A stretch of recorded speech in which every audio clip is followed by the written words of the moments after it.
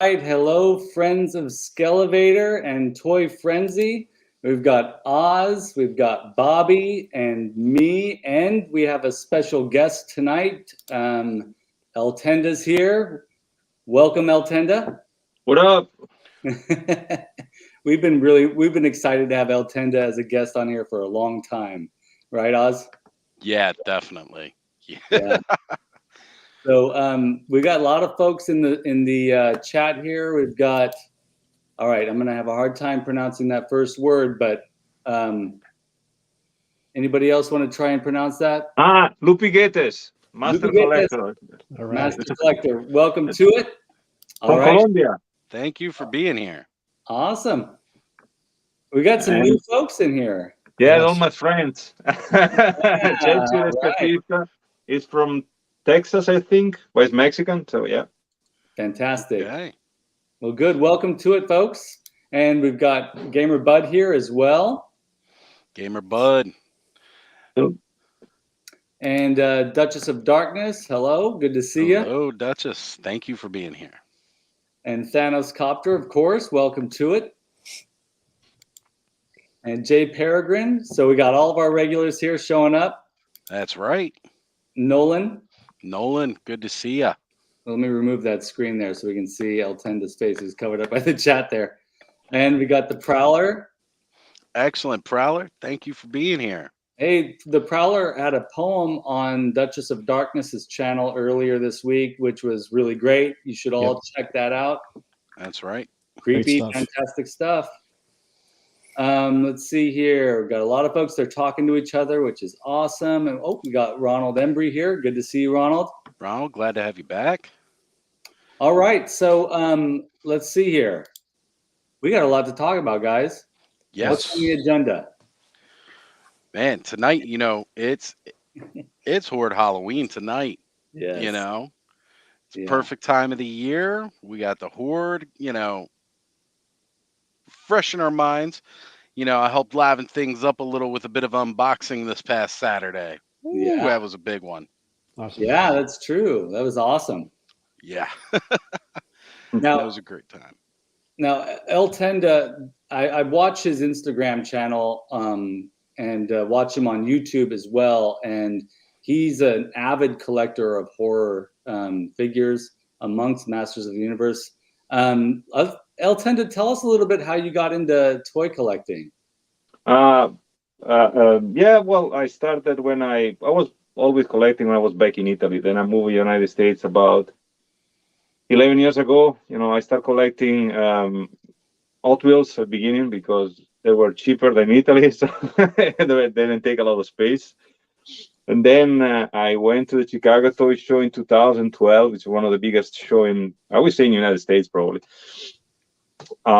which is not a con, it's a toy show, but like, right. I went with one of my good friends, and he passed away. He was like older than me, like 70 something. So a big collector of Red Lions, Hot Wheels, and he told me, "Hey, why don't you come to the toy show?" I'm like, whatever, a bunch of nerds. I'm like, anyway, so I went over there and I got into it because I saw, I think it was the second time I saw Battle Armor Skeletor for $5 laying around on the table. I'm like, oh, you know what? Let me grab that. And then it's like, I'm gonna buy all the Skeletors. Then I'm gonna buy all the bad guys. I'm gonna buy. So in 2012 they were relatively expensive. I think in 2015 I bought a Scareglow for $120, so which is which nowadays, never mind. So I started little by little. I didn't do a lot of classics, Master Universe Classic, which they would have been cheaper probably. But I want to finish all the. Didn't have a lot of money too, so I want to finish all the vintage one first. So my vehicles are like, sometimes not minty. Some of my figures are not super perfect, but I have pretty much everything except for Giants and one of the European vehicles, and I think the laser lights are not complete, but whatever. And then recently, I always been Master Universe, Skeleton Warriors, because it's kind of the same thing, and huge fan of the Punisher. So that's my other thing. I got fairly decent collection of Punisher stuff, including comics and Lego, Marvel figures, PVCs, and anything with Punisher with a skull or anything like that is normally good. I used to have a bunch of Funkos Masters. I sold all of them. didn't appeal me too much. You know, if I'm looking at something, I don't feel attracted anymore. I try to sell it and move to something else. Yeah. And as far horror, it's pretty recent. I think I started with what was the first figure that I bought? The American Werewolf in London, I think, was one of the first ones. And the Thing, the Carpenter movie. And then from there, I got sucked into pretty much all horror movie from Puppet Master to Evil Dead 2, Evil Dead, and Army of Darkness, you know, the classics. Big fan of Puppet Master too. So I got everything pretty much I could find at a decent price. And that's it, pretty much. Hot Wheels still, but not that much. But you know, whatever finance allows me to do. But that's awesome. That's great. Yep. I think we're all fans of monsters and all those figures. So I mean, especially like the Evil Dead series. We talked a little bit about that last time. Evil Dead's awesome. All those movies. Yeah. And so we're going to be talking a lot about horror movies tonight because, and this is an Oz fantastic idea. I want to give Ostradamus Toys full credit on this fantastic idea to compare the members of the Horde to monster icons. I don't want to say universal monsters because we're going to look at other monsters too. But yeah, I mean, I think that if you're a fan of the Horde or if you're a fan of Masters of the Universe villains in general, you already see a relationship to that. And so it's no surprise that El Tenda and Bobby and Oz and I would all like these, like horror movies and also love the Masters of the Universe villains, right? Yep. Exactly. We've got, oh, sorry, go ahead, Oz. Oh, no, go ahead. Let's recognize Danny in the house. Yeah, Danny, how's it going? Danny showed up. Always got to reach out when the new people get in the chat there. So it's glad to have you here, man. But yeah, I was going to say it's something about that age range, I think, between the 70s going into the 80s. Horror was like a really, really big genre at the time with movies.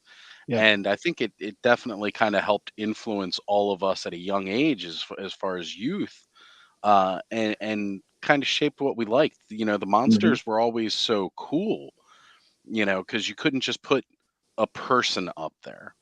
That wasn't scary enough. There was some kind of effect or anything, and a lot of that stuff, the techniques were developed through those years.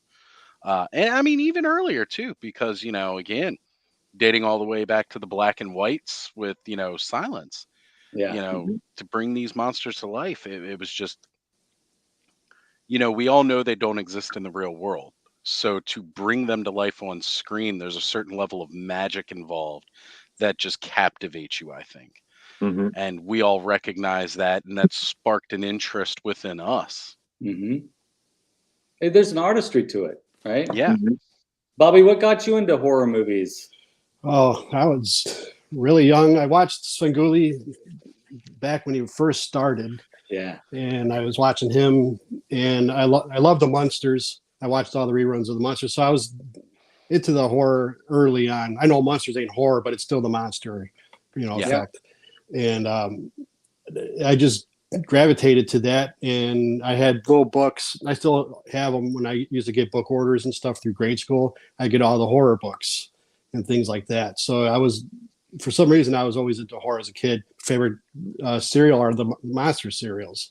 You know, it was always just that those characters I was always attracted to, and that's what I got into horror. And it's always been that. I read a lot of horror and everything, but I still have a glow in the dark poster that I've had since I was in like 3rd grade, still on my wall. I framed it. And it's awesome. It's like a haunted. It's a haunted house with a ghost and skeleton and a wolfman and all. It's really neat. Oh, you can't find it. I looked for it, and I looked up the name because it's got the signature of the painter on there and everything. I can't find it, and I'm glad I still have it. So it's been in my brain since looking at it at night. You know, every night when I was a kid going to sleep. So yeah, it's been a lot of fun with that. So. But yeah, horror's been in there with me since pretty much the beginning.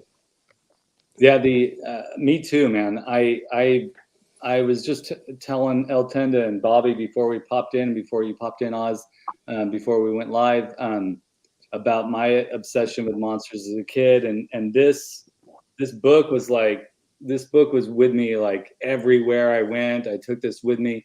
There's it talks about all the monsters, and then in the back or in the middle toward the back is like how to make your own monster costumes, and it's all focused it's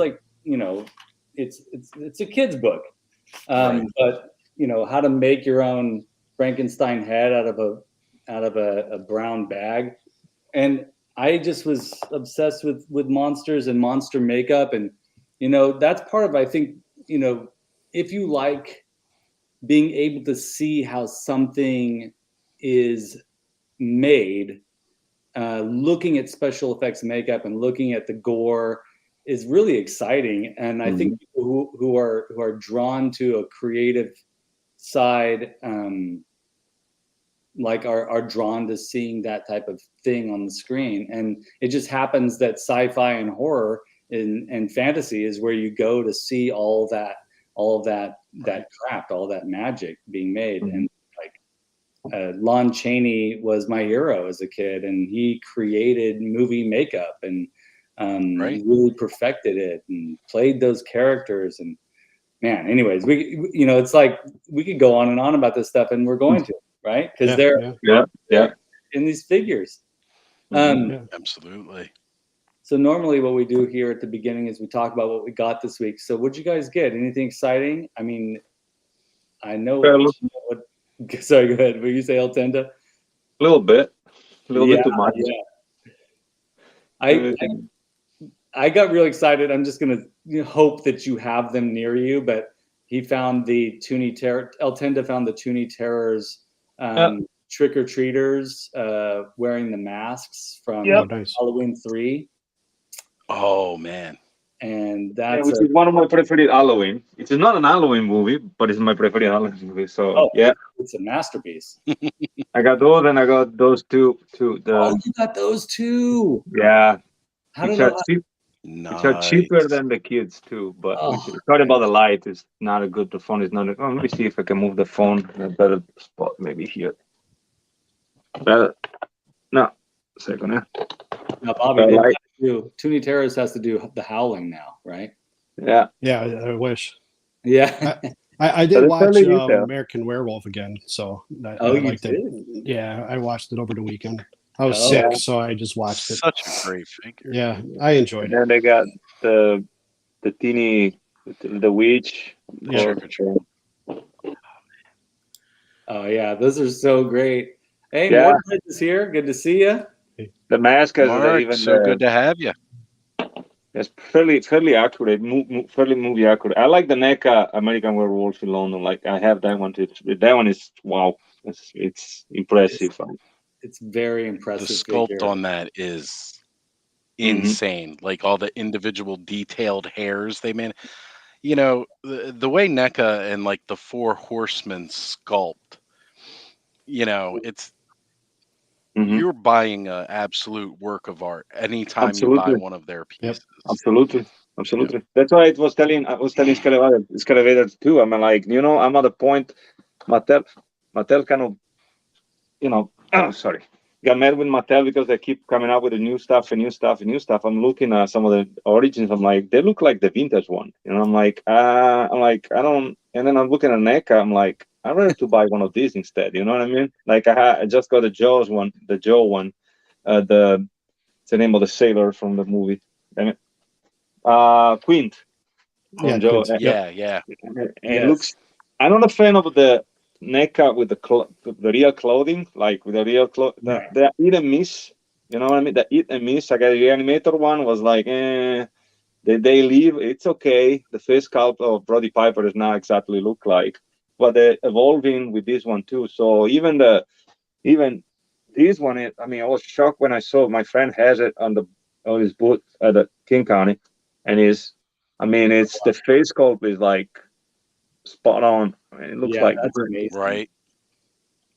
and it's the rifle is perfect. I'm a gun guy, so the rifle is the longer range is perfect. So I was waiting for it, but it's a cool line. I think and they don't lose a lot of value when you resell them per se. You know what I mean? Yeah, a little bit, but so I like I said, I'm waiting for I was telling you, I'm waiting for the Dracula and the Invisible Man coming out soon. So that would be the perfect. Now and a mummy, I got a werewolf, I got Frankenstein, Dracula, the Monster Black Lagoon, and the Invisible Man. So you got the perfect match. I've been hesitant to jump into that arena because I know, like, I'm very limited on my budget to spend on toys, and I just know that that's gonna just open up a whole other. Oh yeah, it's a disaster. Yeah.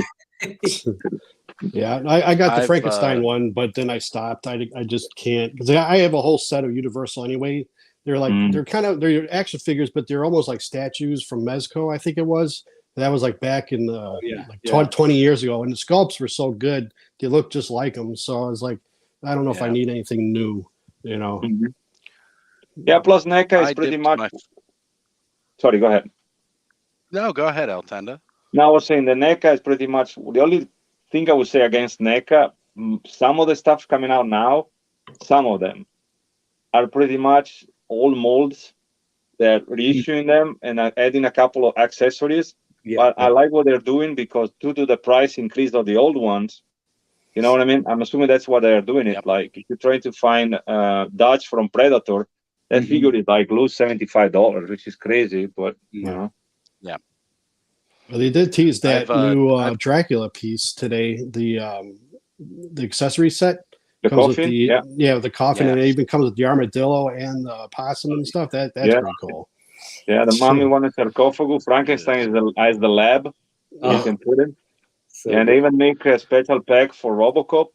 There's a battle damage RoboCop with a chair and everything with their cheeks in it. That's great. It's like mind blowing. I mean, like I said, they got better and better. The RoboCop, the new RoboCop, there's a spring action on the leg. You can open it.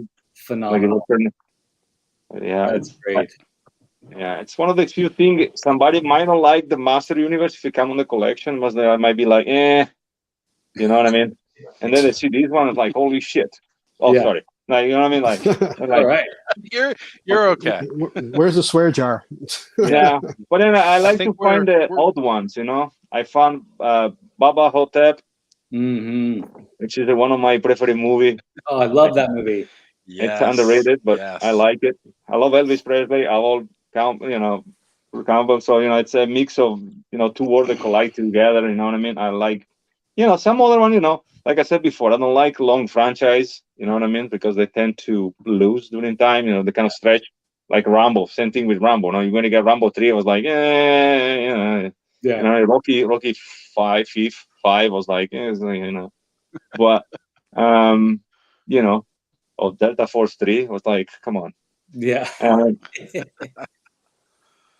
But yeah, I mean, otherwise, I'm more really. I want to pull it. I've rediscovered my passion for horror movie. If you want to put it this way, I kind of put it aside, and now lately I'm been watching a bunch of old movies. I go Goodwill, find a movie for $2. Okay, I watch it, bring it back. Whatever I like, I kept.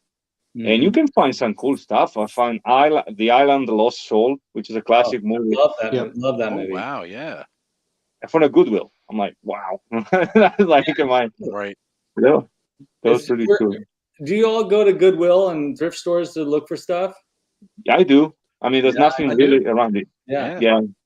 Bobby, no, I haven't really done that. No.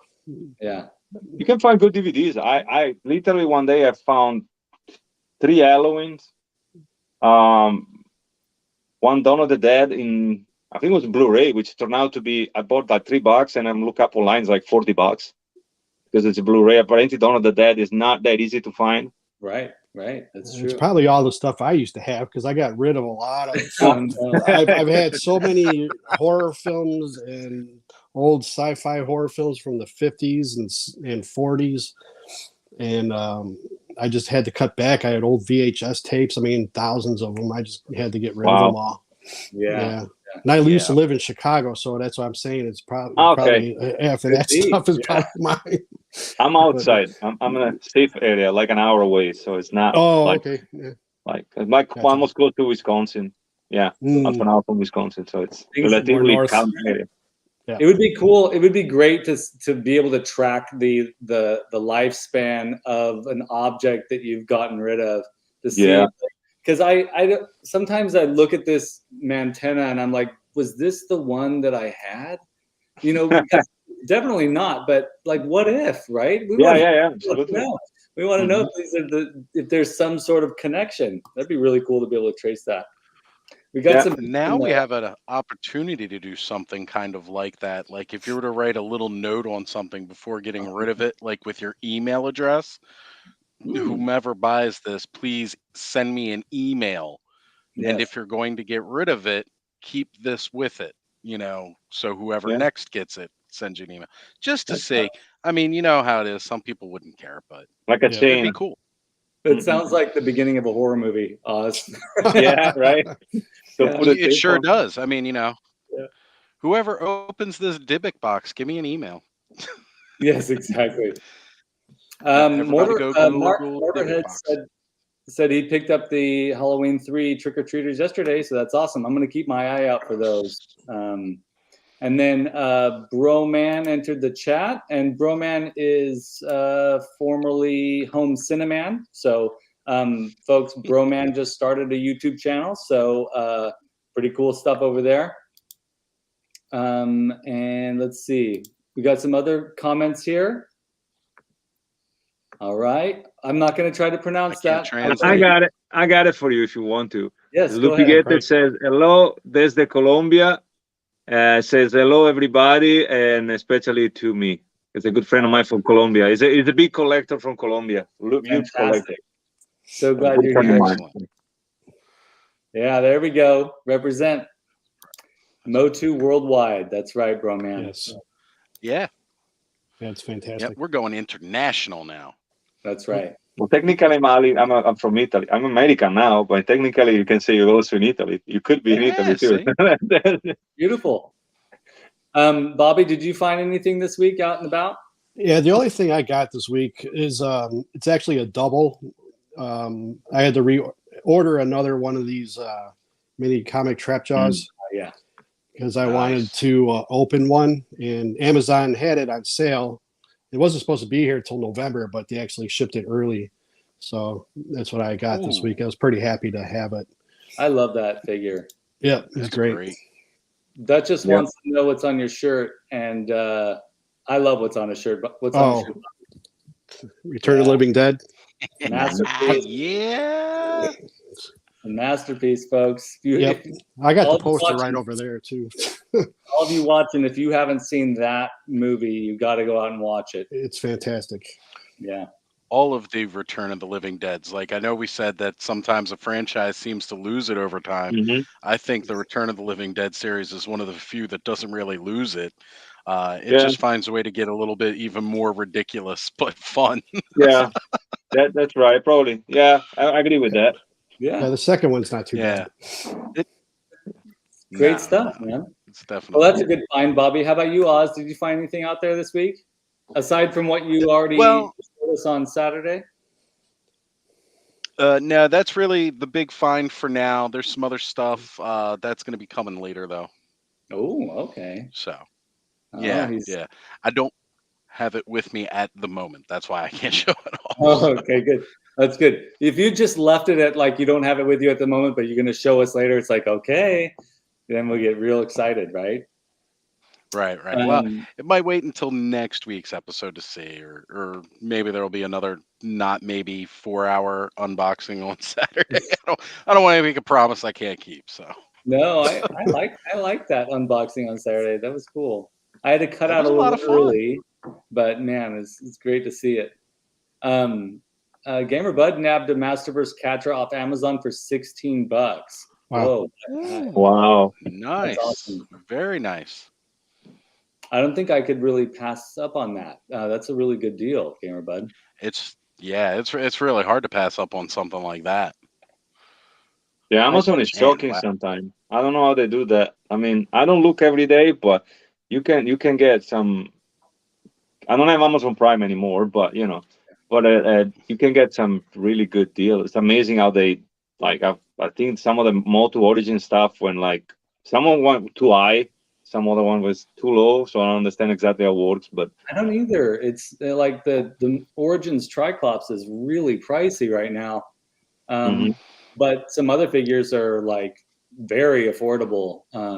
So yeah, shopping, Well, right? when shopping through, go ahead, Scalevator. No, Sorry. go ahead. No, that's all right. I was going to say, when shopping on Amazon, you got to be careful about where your seller is, Yes. because not Yeah. all products sold on Amazon are through Amazon. That's So true. when you see Mhm. those really high marked up prices, 9 times out of 10, it's a third party seller, not Amazon themselves. When you see it Especially that. more towards retail or discounted, a lot of times those are the Amazon buys. Yeah. Mhm. Yeah, they Yeah, got like that. some crazy stuff. And Terror Skeletor Flying Fisty, man, now they're like $16 or less than that. So just Yeah. pretty good. Even classics used to be easy to find. I think I got good amount of classic that I bought back in time were from Amazon actually. I think Yeah. Keldor was it Oh, Keldor? sorry. Go ahead. No, like I said, a few of them. I don't remember which one, but there was a few of them. Good ones, actually. Keldor, the Horde Trooper, the Officer of the Horde, or whatever. I don't know what's the name. And then I think was Terrorclaw, Flying Fist Skeletor. No, sorry. Bazo Skeletor. No, Mhm. sorry. Bazo Hordak. And then the weirdest thing was actually the Wind Rider, the classic Wind Rider. I got it from Amazon. I think it was like $40 back in time, which is Yeah. crazy if you think about it. Nice. It's such a big vehicle, you know what I mean? Yeah. Oz, you sent me Yeah. that discount link a little while back. Yeah. We got Brick Oh, something in yeah. the house here. That's awesome. Welcome, Brick. Bring something good. I already posted a picture of this on Instagram, but I found this guy. Went to go visit a family member out of town, and I ran into this guy at an antique store for a pretty good price. I used to have this guy as a kid, and I'm super stoked to have him. Such a weirdo. I love that. Like, who comes up with that face sculpt, right? It's a Yeah. classic figure. Yeah. Yeah, he's Yeah, fantastic. nuts, man. Yeah, I got all my Star Wars. Yeah, I love these. I love these. So I don't know, guys. Should we get into the discussion because we got a lot of mileage to cover here. Yeah, definitely. I So think so, for sure. I put together some slides, and this is how we're gonna do it. I've got two. I got two slideshows here. I've got one with the Horde characters, and then so you can see here the images of the characters are right here. And then what we can do is switch from that to whoever we see as an equivalent in this slideshow, and there's a lot of creatures and monsters here. We already discovered before we went live that there was a few that I didn't think of. So, but Oz said he found a couple pictures online, so he can share. Well, But I mean, I just grabbed the one real quick. okay, good. That's good. That's perfect. That's perfect. Yeah. Send it through the chat right now. Okay, cool. Perfect. So I found this painting of the members of the Horde online, and this is just this lineup. These guys, I think I know I'm preaching to the choir here, but these characters are so iconic, and they're so gross and weird and a little bit terrifying, and especially Grizzlor. Like there's so much weight behind his scariness, especially in the mini comics. Not so much. Yeah. So we'll start with the big bad, right? Like, I want to hear what you all think. Like, who would you compare Hordak to out of all the monsters in the MonsterVerse, like who would you compare Hordak to? Nosferatu. Yeah. Yeah, I was gonna say Dracula. Yeah, Yeah, Well, 100%. He's got all the feels of a vampire, straight down to the emblem. Yeah. I'm going through here. I've got, he reminds me definitely of Bela Lugosi, for sure. And you said Nosferatu, so let me pull up the Nosferatu picture as well. Here we go. Yeah. Definitely. Yeah, he's got all of those elements with it. And then it's funny because it doesn't just stop there with him. He's got other elements. Like Mhm. physically, his look is Yes. very vampiric. Mhm. But then like you delve into what he is, he's like Dr. Frankenstein in Yeah. his way. Yeah. I was gonna say that clearly mad he's scientist. Yeah, hmm Yeah, he has those elements to him about his personality. And it's whenever I think of the Horde, I just think Monster Mash, Yeah, totally. Mhm. because it really fits to just any of the themes of any of the characters. But he really, really does set the tone for, all right, he's the leader of this thing. And, he's just got so many unique elements to himself. He's got like some necromancy almost like going into it with, Mhm. the aesthetic of the bones and knowing he helped with the creation of Skeletor. So, Yeah. I think I was surprised when I was going through the monster pictures that I didn't think of the Phantom of the Opera, the Lon Chaney silent film Phantom of the Opera. Mhm. which is the best, by the way. What was that? Yeah. yes. Yeah, Yep. Yeah.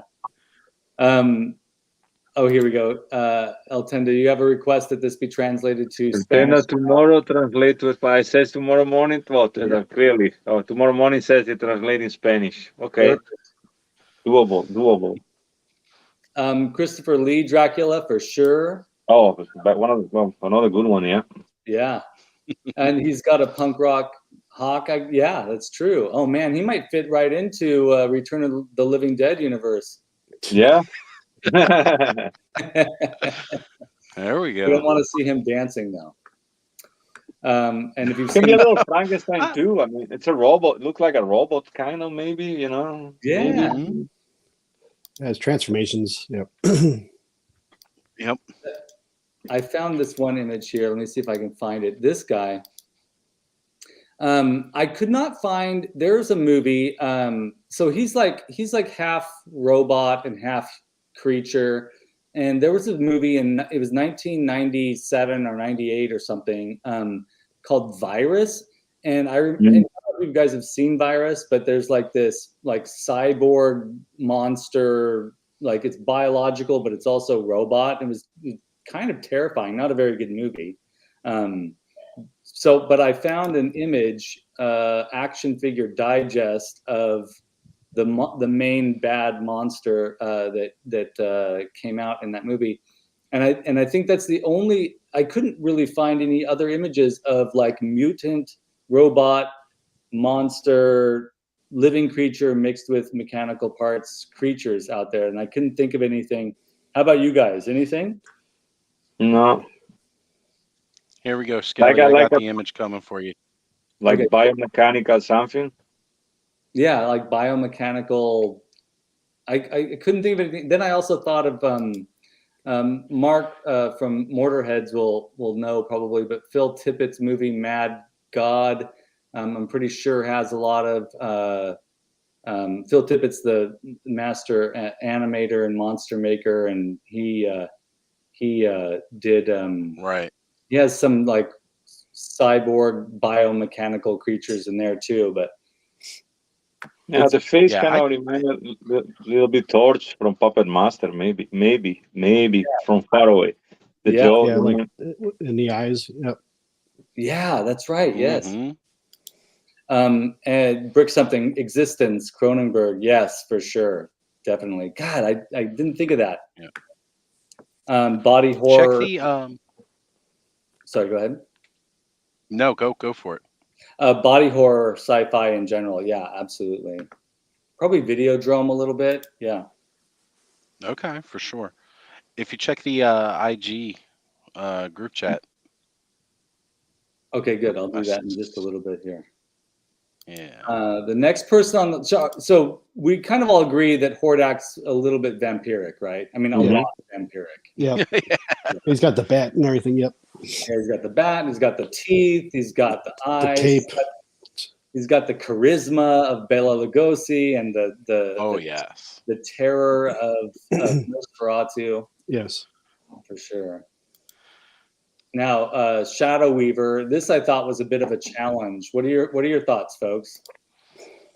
well, I mean, we can all say for sure she gives witchy, Yeah. warlockish kind of, that realm of spell casting, like the evil witch. Yeah. Yes. That's what I would say. So.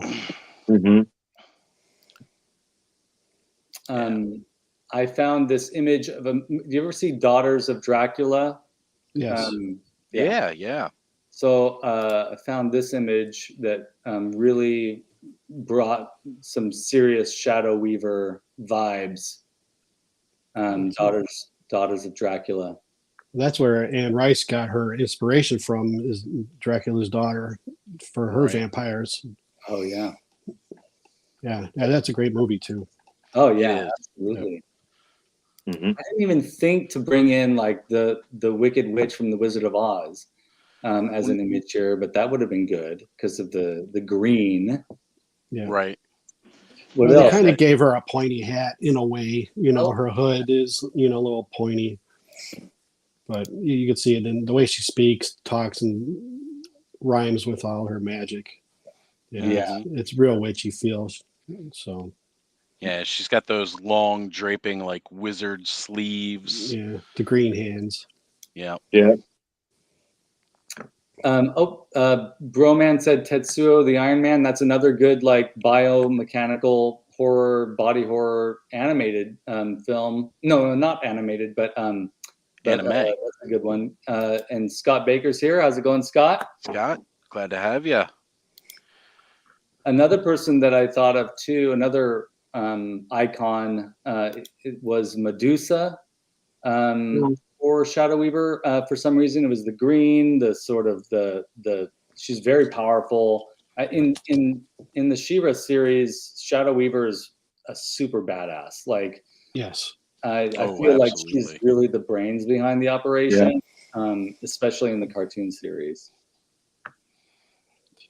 I agree. And she also gives like those fortune teller thing, those feels along with it. Not just so much the witch, but like that gypsy-esque fortune teller, she's gonna give you little bits of information kind of thing and manipulate you into doing what she wants. Yeah. Danny Phillips said Morgana Le Fay. Yes, for sure. Definite. I also grabbed this one too. This is kind of like I haven't even seen this movie yet, but The Mummy, the most recent version of The Mummy, which I've heard really bad things about. But this is a powerful lady here, and if the sorceress, I mean, if Shadow Weaver ever showed up in a film, live action film, I would expect her to carry this kind of weight, to have this kind of power. Yeah. I don't know as far power, but as far aesthetic, probably when the Army of Darkness, when the girl get turned in a monster ghoulish, you know what I mean? Yes. Yeah. Kind of, kind of could be the same vibe, but she's not a witch. She's just a monster, I Right. guess. She's just possessed, but Yes, for sure. Very true. And in fact, she reminds me of another character we're going to see a little bit down the line here, in Trapta, with the sort of the hair going like this. Because in Army of Darkness, isn't that the girl who gets possessed? Isn't her hair sort of like? Basically, like kind of Bride of Frankenstein, kind of, Yeah. yeah. Totally. Yeah, very much. Next on the list, Any other thoughts about Shadow Weaver? She's cool. Nah, I think we summed her up. I mean, she's one of the most powerful spellcasters within the whole Motu lore, for sure. She doesn't get enough respect, in my opinion, and I can't Yeah. wait to get that Masterverse figure. Yeah, I definitely like her as well, and I'm a big fan of Evil Lyn too. So I like the magical female characters that are Yeah. dark on the darker Mhm. side. Yeah, It's always a cool thing. yeah, definitely. My two faves. You named them right there. Yep. Katra, what are your thoughts, folks? I had an immediate thought, and I was surprised that I hadn't thought of it before. But when I was sort of scrolling through images, trying to find something, I was like, why didn't I think of this before? It makes so much sense. So what are your thoughts, folks? Who would you compare Katra to? The cat More- people. The Yeah. cat, for sure. Mort- Yeah. Morticia Adams. Oh, yeah. With Well, the face. Yeah. that's similar to what I picked up on here. We'll get to that in a little bit. What were you going to say, Oz? I was just saying in the face, I could definitely see Morticia right there. Yeah. Yeah. She just looks more evil. Mhm.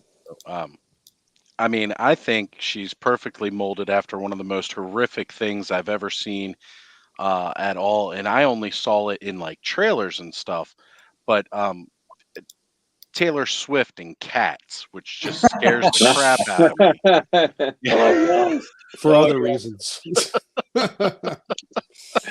Oh man. Something said, yeah, she's very Morticia, very Elvira. Right. Nolan said, I love her. She's one of my all-time favorites. Elvira, for sure. Roman said Elvira. Vampira. Catwoman. Yeah. What was that? What was that, Bobby? Vampira. Vampira. So, Mhm. okay. Vampira. There it is. Yeah. I was like, that's exactly the eyebrow makeup that Katra has going on for sure. Yep. Great song by the Misfits too. Oh, yes. I was listening to the Misfits all week this week because of this show tonight. So, and there's another band that you should all check out too. Bobby, you might know about them, but the Ghastly Ones, they're like surf. They got a great album. English surf Halloween music. Hoot Nanny. Yeah, fantastic. and Necromantics too, if you want to get into like the good horror for sure, stuff. definitely, Yeah. definitely. So, yeah, Katra, the cat people too. That would have been a good screen capture for this too. Right. Well, Um, and another thing that you could say too with her as well is because she has that like, you know, she definitely draws comparisons with like a lycanthropy, you know, because she has that shape shifting ability to go Yeah. from cat form to human form. She doesn't need a full moon, you know, but she has that ability with it. This one's for you, Bobby. Okay. Yeah. Fright Night. Yeah, from the Howling, and that's The Howling. this Oh, is like it's Howling. Yep. this is what you know, Katra, what she should look like in that transformation. I mean, this woman's turning into a wolf, but Yeah.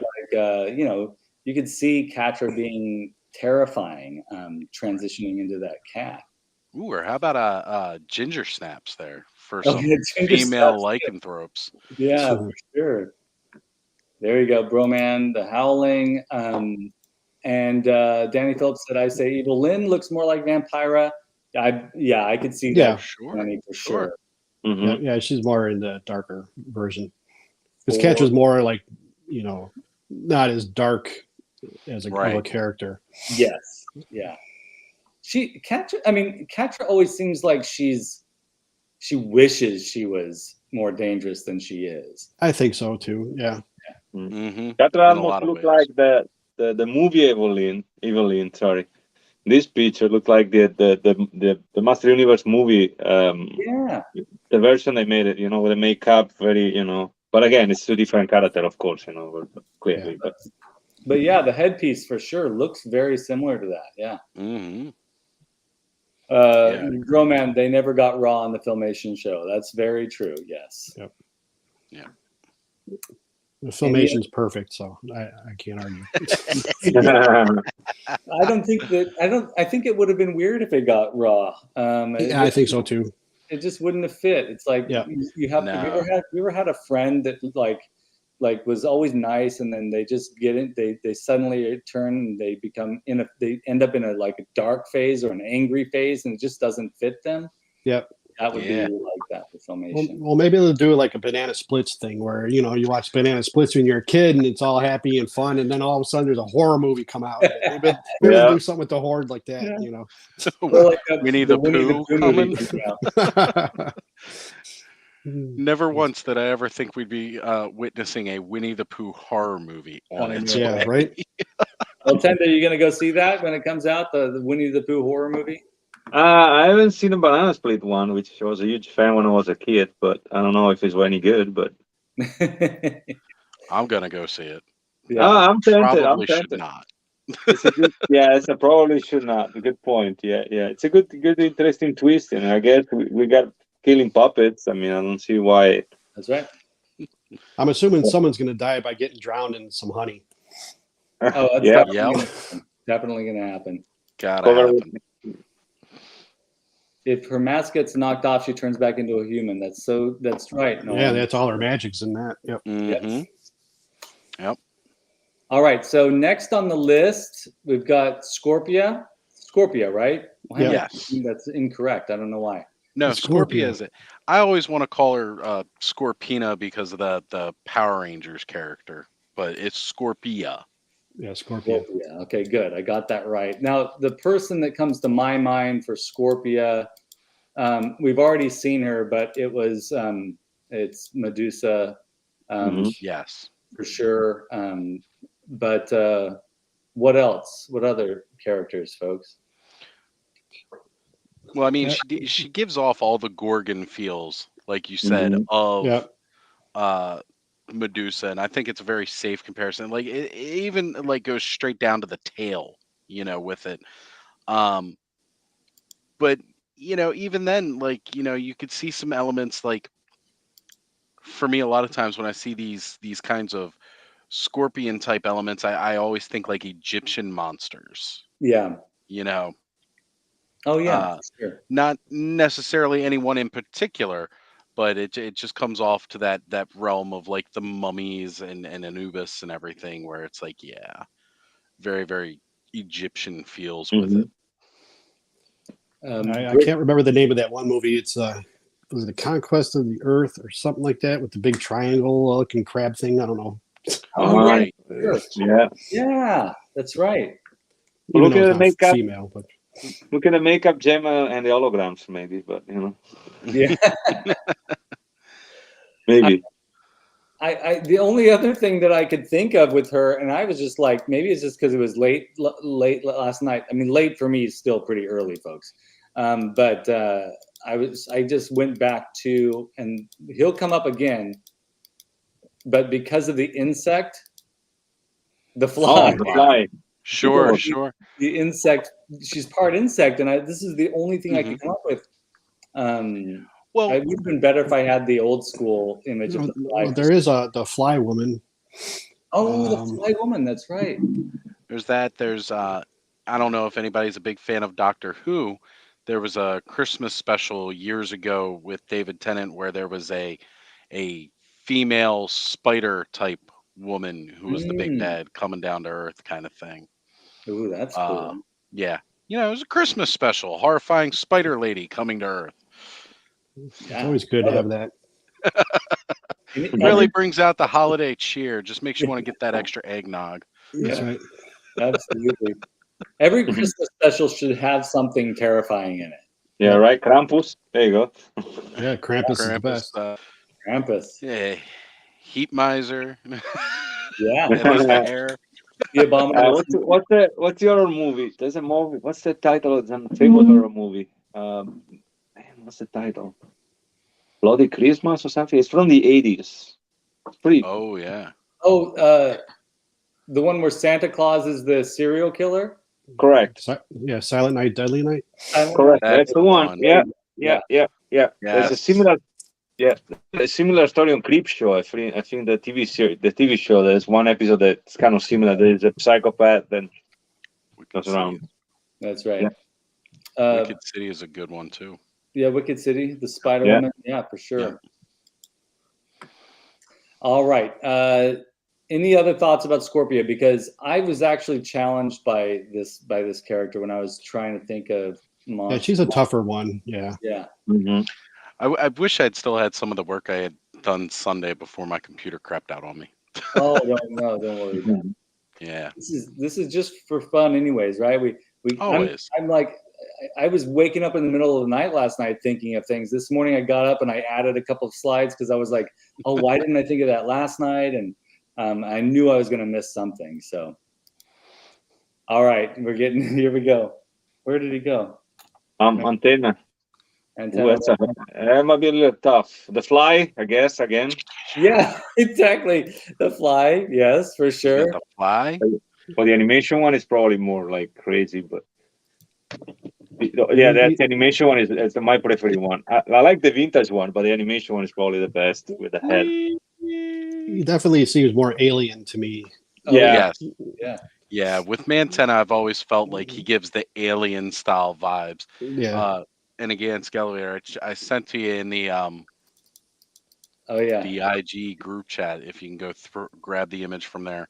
You guys talk for a while I get that. You know me, it'll take me like a good. I've been thinking how long it's going to take me, but yeah, it could be. It could be. There you go. Some xenomorph elements, absolutely. Yeah.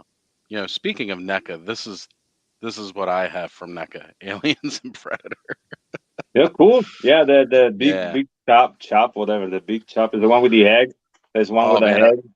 I've got the Queen and Not the Queen. Okay.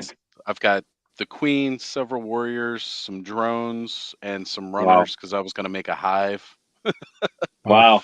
No, I just got the big. I think it's called the big chop. I think it's called the one with the he's egg the one from the first movie. Mm-hmm.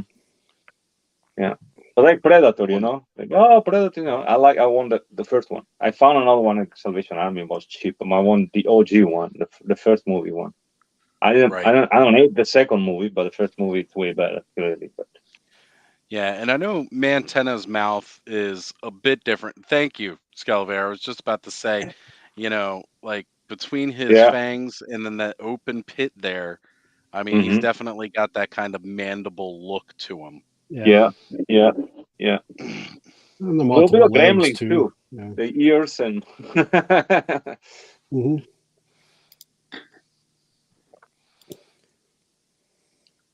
But he definitely brings the sci-fi element in there, more of the alien type of creature. I got another here. A little sprinkle of it probably too. I don't know why, but there's something in there. I'm so glad you said that. Here we go. Yes. Here we go. Oh, not it, but the Thing. The Thing. Yeah. The Thing. Yeah, of course, that too. Yeah, of course, that too. This particular scene, in fact, with the legs running and then the eyes coming out. Exactly. I love this figure. God, he's so much fun. All right, we're getting closer to me getting this picture here.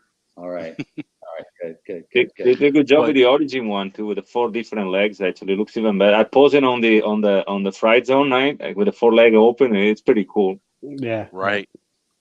And that bulbous head with the big eyes. Yeah. The Metaluna mutant. This guy, absolutely. When you said this, I was like, oh man, of course. Almost wish I could.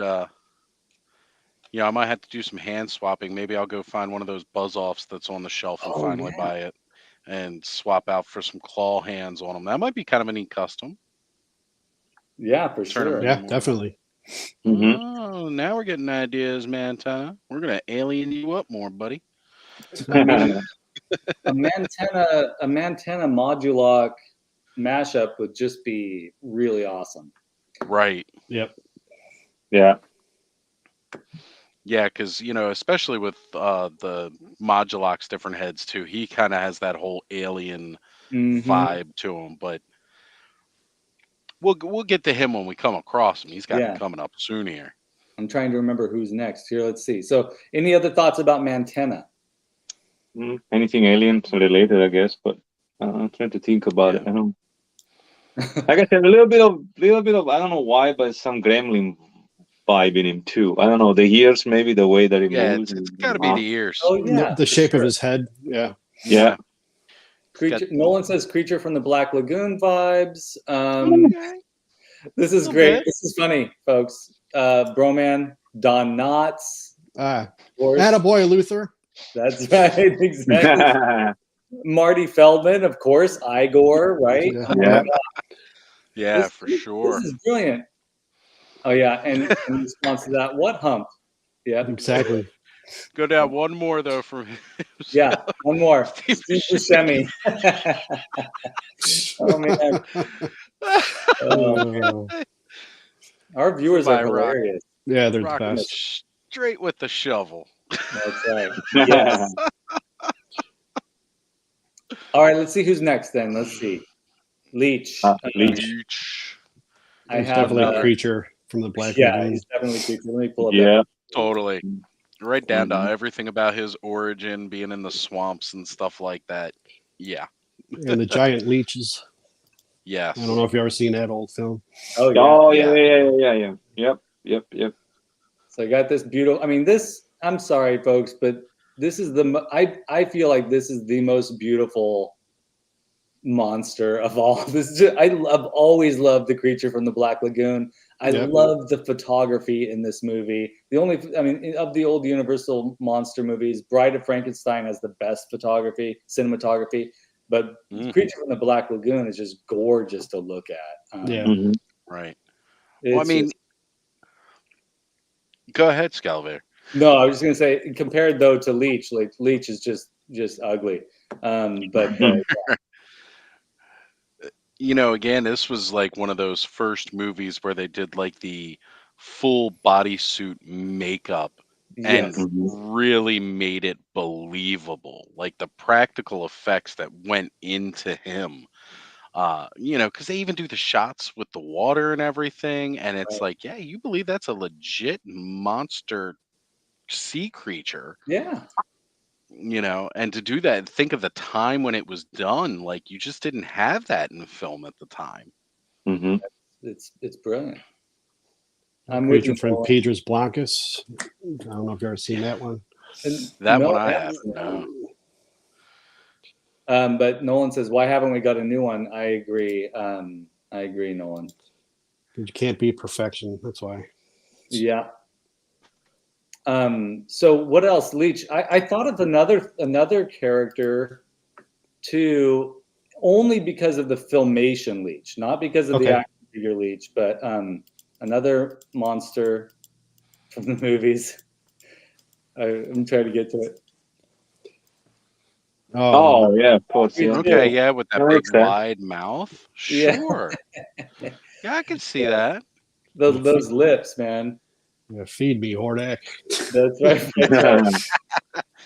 Well, I mean, it makes sense with his power set too. Leeching off of other people. Feed me. Right. Yeah. I actually saw that movie in the theater when it came out. Oh, nice. Have any of you guys seen the original Roger Corman version of? Yep. Oh yes. It's a masterpiece. Young Jack Nicholson in it. Oh, yeah. So good. So good. I guess it depend on what version of him. You know what I mean? Like the 2-pack from Origins, the alternative head. Oh yeah. Yeah. Looks like the helmet from the Hound. I think was it from? Yeah, kind of. If you look sideways. You know what I mean? Look like a helmet from medieval times. You know what I mean? Something like that. Yeah. Okay. Yeah. I you know what I mean? that a bit. It's like it doesn't look like a snake. Look like a dog almost because he has all the little holes for you call it those the hair. The whiskers. Sideways. Right. Whiskers sideways. Like I'm talking about this one. Sideways look like almost like a dog more than a. Oh yeah, that's true. Wolfy, and I like this version a lot. The hands they put on him, they did a good job on this. Yeah, I agree. He's got that classic. Beautiful. Always reminds me of like those little haunted house rides that you sit in. They've all got that gate that opens that you go into and Yeah. it looks like a mouth. That's what Yeah. this has always reminded me of. That classic. Yeah. Oh, Here we man. go. Here's another version. Here's you said the whiskers and everything, and I was like, oh, we got to show him again. Yeah. Again. Yeah. It's gonna be like 5 times tonight, probably. But yeah. Any reason we could bring up The Fly? Yeah. Jeff Goldblum. One of the most Goldblum. underrated movies. Oh, I I'm just love gonna The Fly. The Fly is a masterpiece. Anytime we can bring up Jeff Goldblum in any iteration, I'm all about it. I think this version, I think the Filmation version of Leech kind of reminds me of Jeff Goldblum a little bit. Yeah. A little bit. Talking A yourself little bit, into why not? that. Yeah, exactly. Yeah, exactly. A little bit. A little Yeah, bit. I can hear him. I can hear him talking now. Okay, Life finds a way. life finds a way. All right. So, any last thoughts about Leech? No. On to the next No. No. The Elephant Man, maybe. But maybe. Oh, come on. Oh, yeah. That's a good one. I can't get away from that. Yeah, for sure. Hmm. Here we go. Oh, Danny Phillips was already ahead of us too with Grizzlor Critters. Yes, for sure. Yeah. Why didn't I think of Definitely. that? Yep. Definitely. Exactly. I've always Obviously, thought the so. Wolf Man, you know. The Oh, yeah. Wolfman, yeah. Yes. Yeah. The way his legend is in the comics, for sure. Yeah, everything's I thought it was a legend. Mhm. Yep. There's the Howling Wolf. Yes. Yep. The Howling Wolf I got here, but also definitely, I mean, because he's so terrifying, he's less. I feel like he's less Lon Chaney Jr. Wolfman and more more the Howling Wolf. Yes. Yeah. But I also thought about this.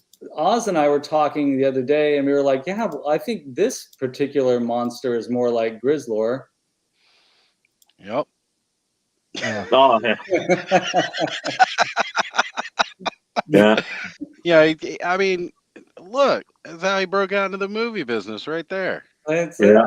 Exactly. Looks like one of those toys you can buy and you put in the toilet and you open it up to scare people with. Oh, Yeah. You know? yeah. Yeah. You can lift That the toilet seat up. Oh my god.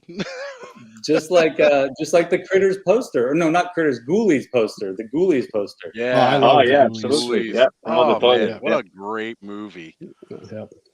Yeah. And I thought of this other character. I don't know if you all have seen this movie, but let me see if I can find the image. Here we go. For Grizzlor, in all seriousness, Rawhead Rex. Oh yeah, Clive Barker. Oh wow, yeah. Yeah. And Brick something that Grizzlor is straight up Bigfoot from $6 Million Man. I think Definitely. I was gonna say the Beast Man a from the couple movie. people. But yeah, for sure. Rawhead Rex really reminds me of Grizzlor in a lot of ways. Yeah. Yeah, As long as he doesn't pee on you. Definitely. Yeah. If you know what I mean, if you've seen the movie. Yes. Yes. Uh-huh. Folks, you should watch this movie. Yeah, I got the short story. Oh, cool. Yeah, it's in the Books of Blood. Nice.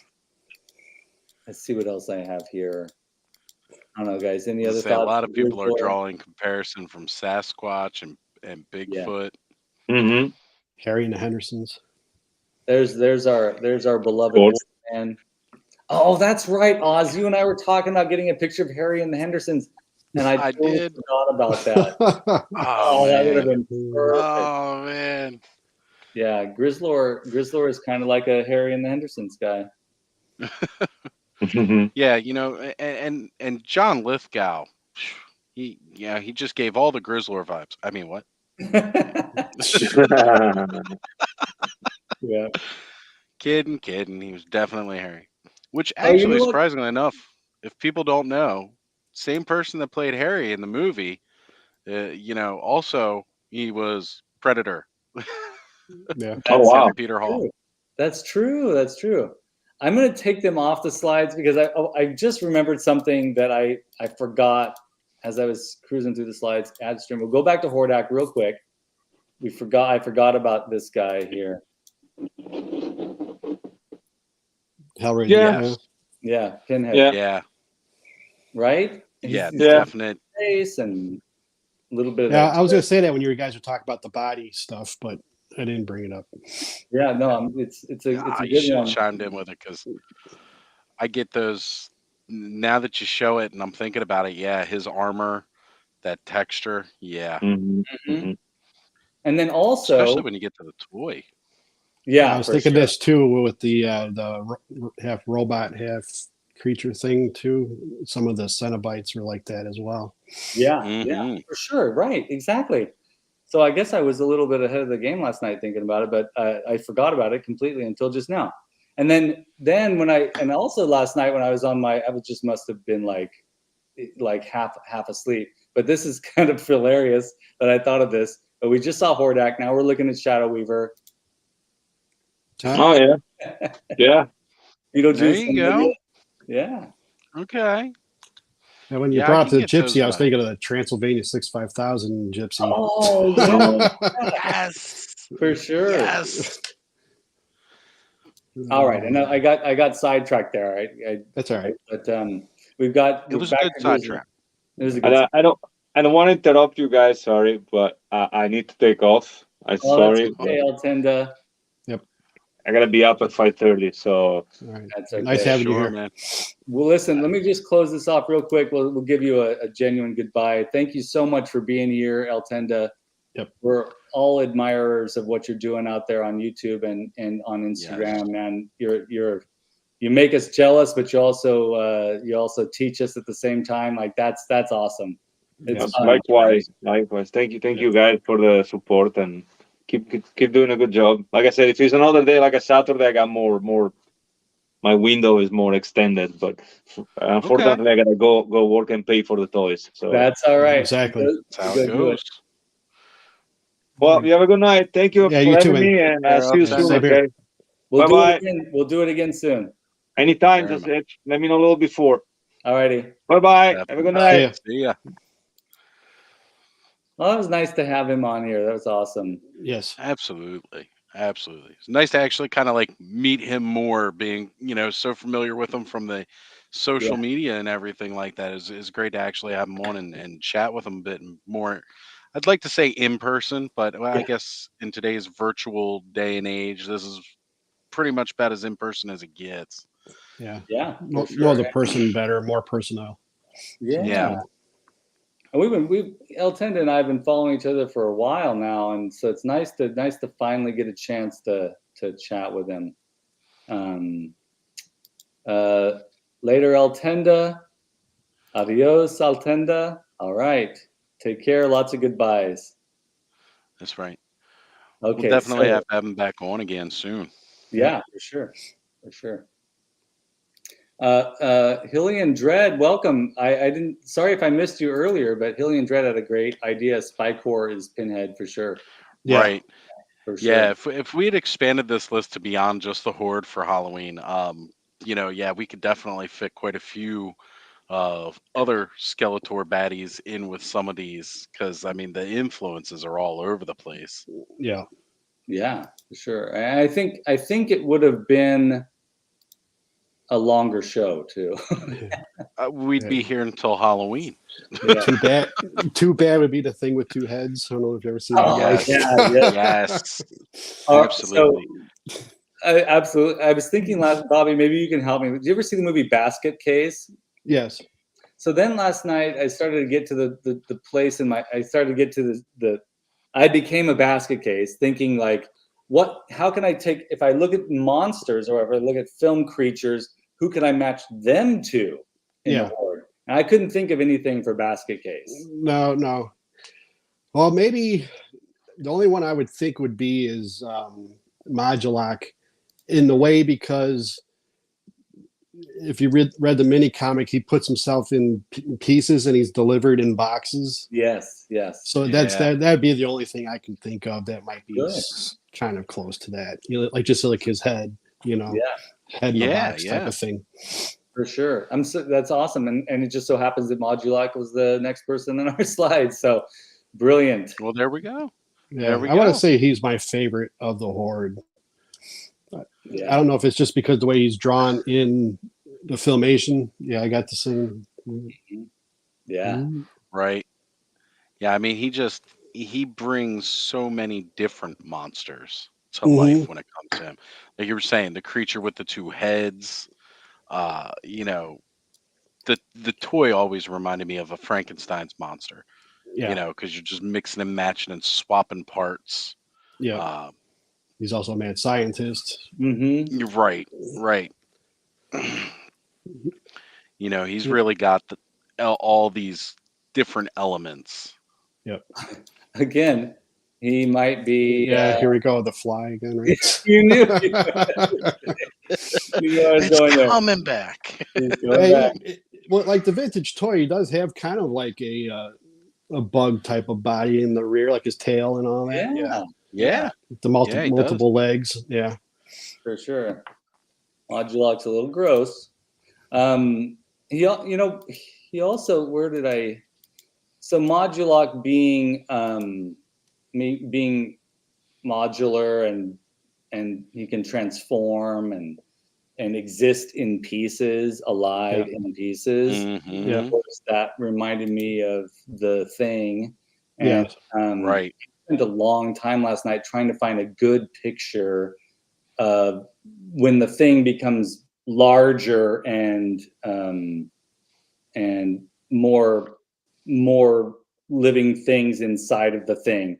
Yeah. Without looking at the NECA figures that are coming out here pretty soon, but this picture kind of reminded me of Modulok for sure. Yeah. Sure. Sure. And again, like you're talking about how like as he incorporates more and more to him, leads right into that combination of Modulok and Multibot. You know, you had Yes. the Mega Beast. Well, Mhm. I If got you the Mega ever- Beast in here, so we'll get to that in a little bit. Yeah. Oh, okay. Okay. And also Nolan says Gremlins 2 Spike Spider. Absolutely. Yeah, for sure. I just watched Gremlins 2 again the other day, and I gotta say, I kind of love that movie. Yeah. I honestly haven't never seen it. It's Wow.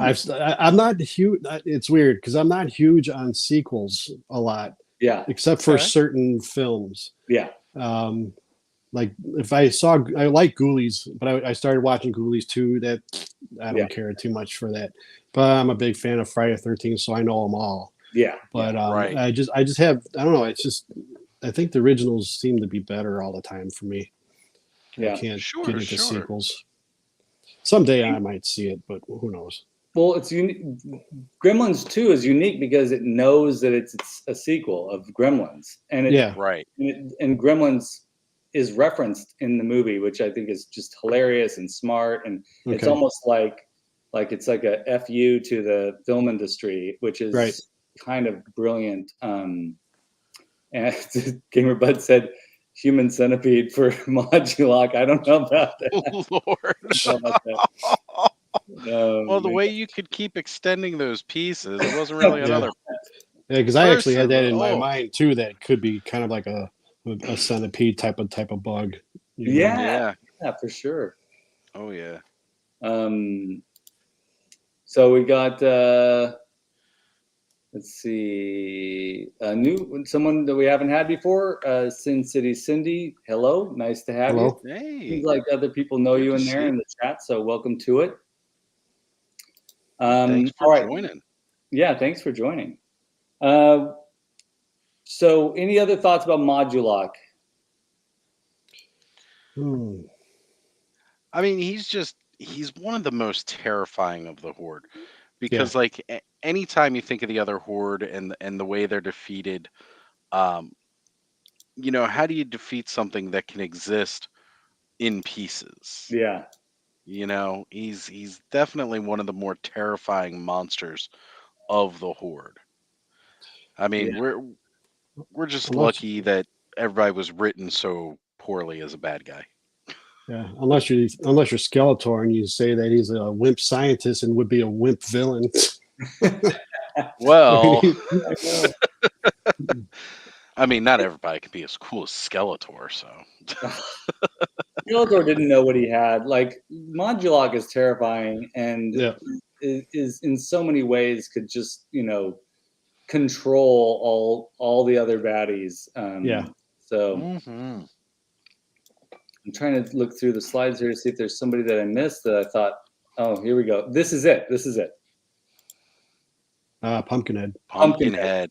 Yeah, that's a good one. That's a great movie. Yeah, it's a Yes. great movie. And Modulok, he just reminds me of Modulok's face. Like if they Yeah. ever made him into a film version, he would probably look a little bit like Pumpkinhead. Mhm. But yeah, I thought about that. Oh, and Broman said the movie Zygote. I don't think I've seen that one. No. Mm-mm. No, I hadn't seen that one either. Well, we'll have to look that up, Broman. Thank you for that. I'm also John seeing Westby, hello everybody. I'm late. glad you could join us, John. Thanks for being here. All right. So the next person on the list is Tongue Lashor. Right? Yeah. Yeah, Any monsters that this reminds you of, folks? Well, I mean, any kind of I always compare more King Hiss, but I mean as far as Horde with the Snake Men go, Thulsa Doom from Conan, Oh. that transformation into the snake, it's a good comparison, of course. Uh-huh. Or even and I know it's a she versus, clearly a male snake here, but Selma Hayek from Dusk Till Dawn, when she was going through part of her transformation into a vampire. She was very, very snake-esque Oh yeah. within the transformation sequence. I need to see that again. It's been a long time. I seen that Yeah. when it first came out, and that was the only time I've seen it. I think I haven't seen it since early 2000s. Yeah, again, it was a fun one to watch the first time, for sure. I didn't care much for the sequels. Our reptilian overlords, Thanos Copter, how's it going? Our reptilian overlord. That reminds me, maybe the snake men are kind of like V. Yeah, I was thinking that too. I wasn't going to say it though. You weren't going to say. Well, Rick brought it up in the chat too. He hit it for us. Oh yeah, V. There it is. All right. So Bobby, So, yeah, any thoughts on Tongue Lashor? For the Horde, not really. I didn't really think too much of him. Yeah. For this show, because I think of him more of a snake man. I know he's part of Quickly in Filmation, but yeah. I don't really have too much thoughts on what creature he would be besides like what you were mentioning. I'm sorry, I got a cough here. Oh no, that's okay. Sure. I'm still getting over that cold I had. It's been a week now. Oh yeah, that stinks. Yeah. Danny Phillips said Lady Slither was based on Salma Hayek in Dusk Till Dawn, perhaps. Okay. Yeah, I could see the comparison there. Sure. So my thought was, I was just thinking, like, what does Tongue Lashor have to offer as a, like, aside from book burning, what's his like most evil trait? And it's his tongue. So I thought of the Sure. xenomorph. Right. But that's a stretch because, like, Tongue Lashor is kind of a uniquely not scary villain. Right. Yeah. I mean, he's one of those ones where he's lumped in with all these really frightening other character kind of things that kind of bring something. He's just like, yes, I got a long tongue. Chicks dig me. Gene Simmons. Gene Simmons. Oh my gosh. Why didn't I think of that? Freddy Krueger. There we go. The demon. Freddy Krueger does that whole tongue thing too, huh? Yeah. All right, here we go. I don't have a picture of Freddy. I don't have a picture of Freddy's telephone, but I do have a picture of Freddy. Yeah. Like in the There first you one, the tongue comes out of the phone. Don't Yeah. have that. That's Yep. Cult of the Cobra. Did you ever see that movie? No. Oh, no. You got to see that one. It's an old 40s movie. Oh, I'm bringing it up now. But it's a female character that's the Yeah, it's cool. It's really good. Cult of the Cobra. Yeah. Oh yeah, except- okay. No, I just pulled it up. Yeah, I see what you mean.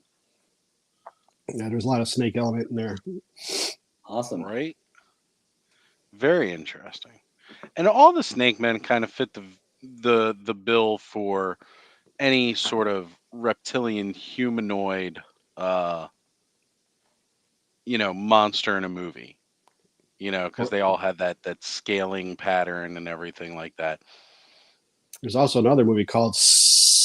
If you ever see that, if you ever watched that, Oh, yeah. No, I have not seen it. I have not seen it. you got to see it. It's great stuff. I think that was from the 70s. Snakes Right. on a plane. Oh, Well, All right, I didn't mean. I know that's okay, yeah, no, everybody's night down. yeah, it's just a bunch of S's. yeah, yeah. I pulled it up here on the screen, and I definitely. Oh yeah, it's got the Snake Man vibes all the way through. I can't wait to watch that. All right, everybody, that's your assignment for this week. Watch Cult of the Cobra. Yeah, it's a great movie. Seen it on Svengoolie many times. Awesome. Now, Ratlore is also a member of the Horde. I know it's a stretch, but he is. So, any particular creatures this guy remind you of? Again, You see- really. Go ahead, Oh, Bobby. go ahead. No, I was saying he seems more monstrous than Tongue Lasher, Yeah. hmm like stronger, like monsterish. I mean, Right. Right. He definitely picks off the vibes of a more monstrous, and then I don't know, like if especially like when you look at the 2000X version of him, and he was bigger, he was badder than most of the other Snake Men. Yeah. He was King Hiss's second in command. He was the general. But he's still one of my favorite toys of all time. Yeah. it's great. Yeah. Yeah, for sure. There was a movie called, I didn't think of it before. I didn't think of it until just now, but there's a movie called Dreamscape. Yeah. It came out in the 80s. I don't know if you guys ever saw that, like 82 or something like that. And there's a person who transforms into a snake and really looks more like the action figure of this than the cartoon version of Ratlore, but Right. it's a little bit scary. Oh gosh, yeah, I see what you're saying. Oh, you see it? You found it. Oh, that's awesome. Yeah, I pulled him up. You're good at that. This is my version. My version of what Oz is doing is this, writing on the Post-it. It took me like a minute to write that. There you go. You got a picture of it. I also thought of this guy from this Ray Harryhausen creature. Yeah, it's a great movie. Oh yeah, for sure. Oh yeah, and that also brought me up to something I wasn't quite thinking about before too. But yeah, the Kraken gives vibes for that leech. Oh, the way Kraken. he looks. Yes. Yeah, the Kraken's really close to that beast from 20,000 or whatever it's called. Yeah, Beast from 20,000 Fathoms. Yeah, Fathoms. That's right, it. Fathoms. I almost said 20,000 Leagues. I was combining Captain Nemo. Yeah, I thought of the Kraken just now, thinking of the Kraken for Modulok as well. The multiple limbs. Yeah, sure. But this guy definitely has. I would like to see, if we see somebody like Ratlore in a movie ever, I hope that they take some inspiration from Ray Harryhausen's designs. Yeah. You guys watch Book of Boba Fett, right? There's a straight up Harryhausen ripoff right in that. They said it was an homage to him right away. It's actually called like the Sand Kraken or something like that now. Yeah. It's pretty cool to see because it looked really like an homage for sure. Mm-hmm. I said ripoff. That's pretty negative. I meant homage. Thank you. It's all right, man. That's what I'm here for. It was a loving ripoff. Okay.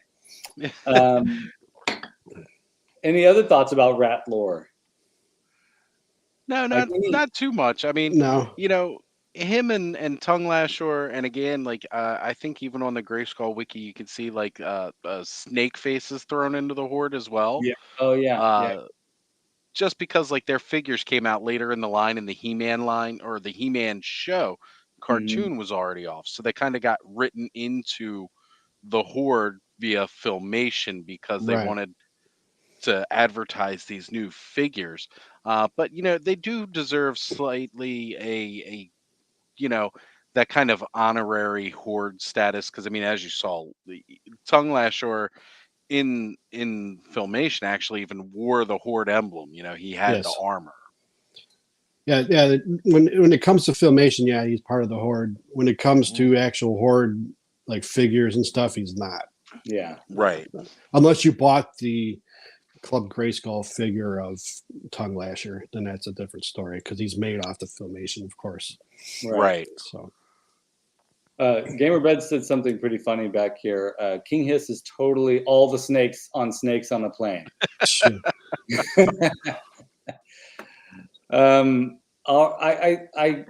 I think like the alligator from the movie Alligator, Yeah. Yeah. Yeah. Or Lake Yeah. Placid. Lake Placid, yeah, for sure. God, I love Lake Placid. That's a great movie. All right, now this is a real challenge for me. Thoughts on?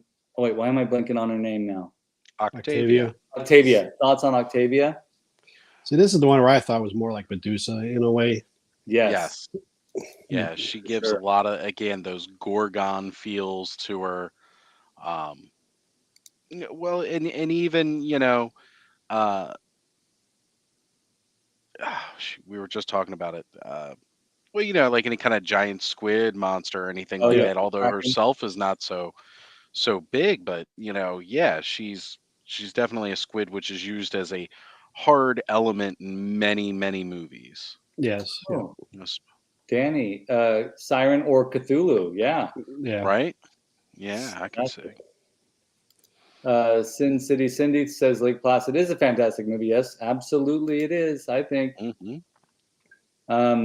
Yeah, definitely a Kraken or a Cthulhu or something. She's awesome, and I'm so Right. sad I missed that. I saw about 6 months ago. Her figure was pretty affordable on Big Bad Toy Store. Yeah. And I'm so sad I didn't get it. I should have just. It was like $45. I should have just gotten it. Wow. Yeah, I oh, shop man. around for her too. Once in a while, I'll take a look, and it's just Yeah. above my price right now for her. Yeah. Right. There was a time. Yeah. Yeah, she's great. I love this Yeah. character. Definitely, I know people have said Merman's girlfriend, right? I mean, yeah, I try to get all the Filmation characters that weren't actually made for the vintage figures, but yeah, she's one of them I want to get that Yeah. I don't have. for sure. Yeah. Trying Well, to keep think my eye out for you. Thank you. Oz is going to look out for us, Bobby. All right. I mean, That's how I roll, folks.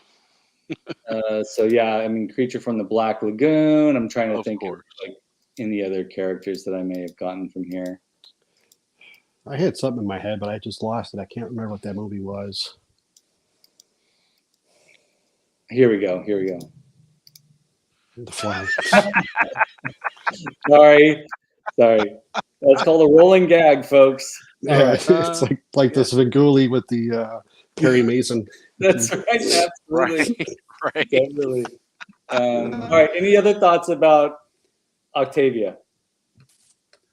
No, not too can't much. think Because I of, mean, no. again, she never had a figure. She was in a couple of the episodes. She didn't. I don't think she got enough love. Like they definitely could have utilized her a lot more. Yeah. Ursula. There you go. Not really a horror movie, but Oh yeah, for sure. Ursula. And also she's got, some of that Morticia Adams vibes too, which all the Horde ladies kind of have, and that's awesome. Gotta love it.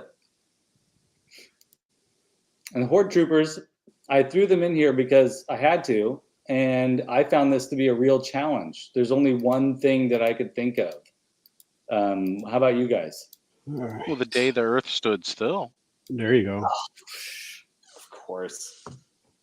Bobby's like, dude, Gort. Yeah, Gort. yeah, Gort.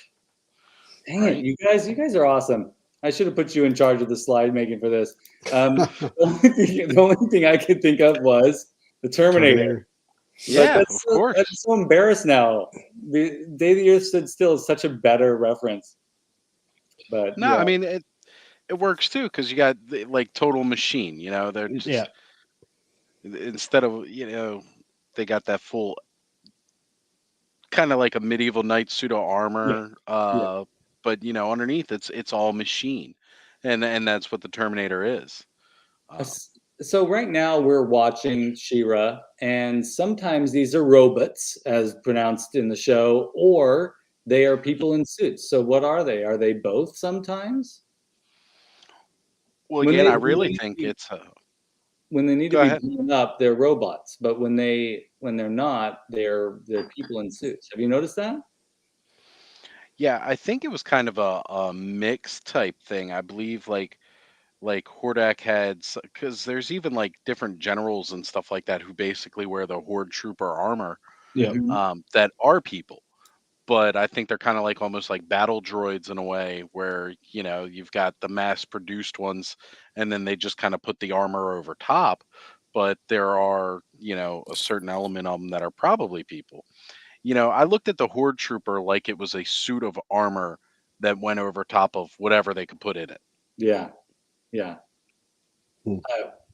I want to say, Brick something, man, you hit the nail on the head. Vincent, Bot, and Maximilian from the Black Hole.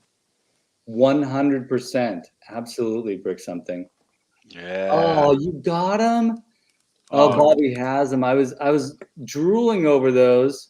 Skele Vader, you gotta give them the full screen to represent. Yeah, let me do that.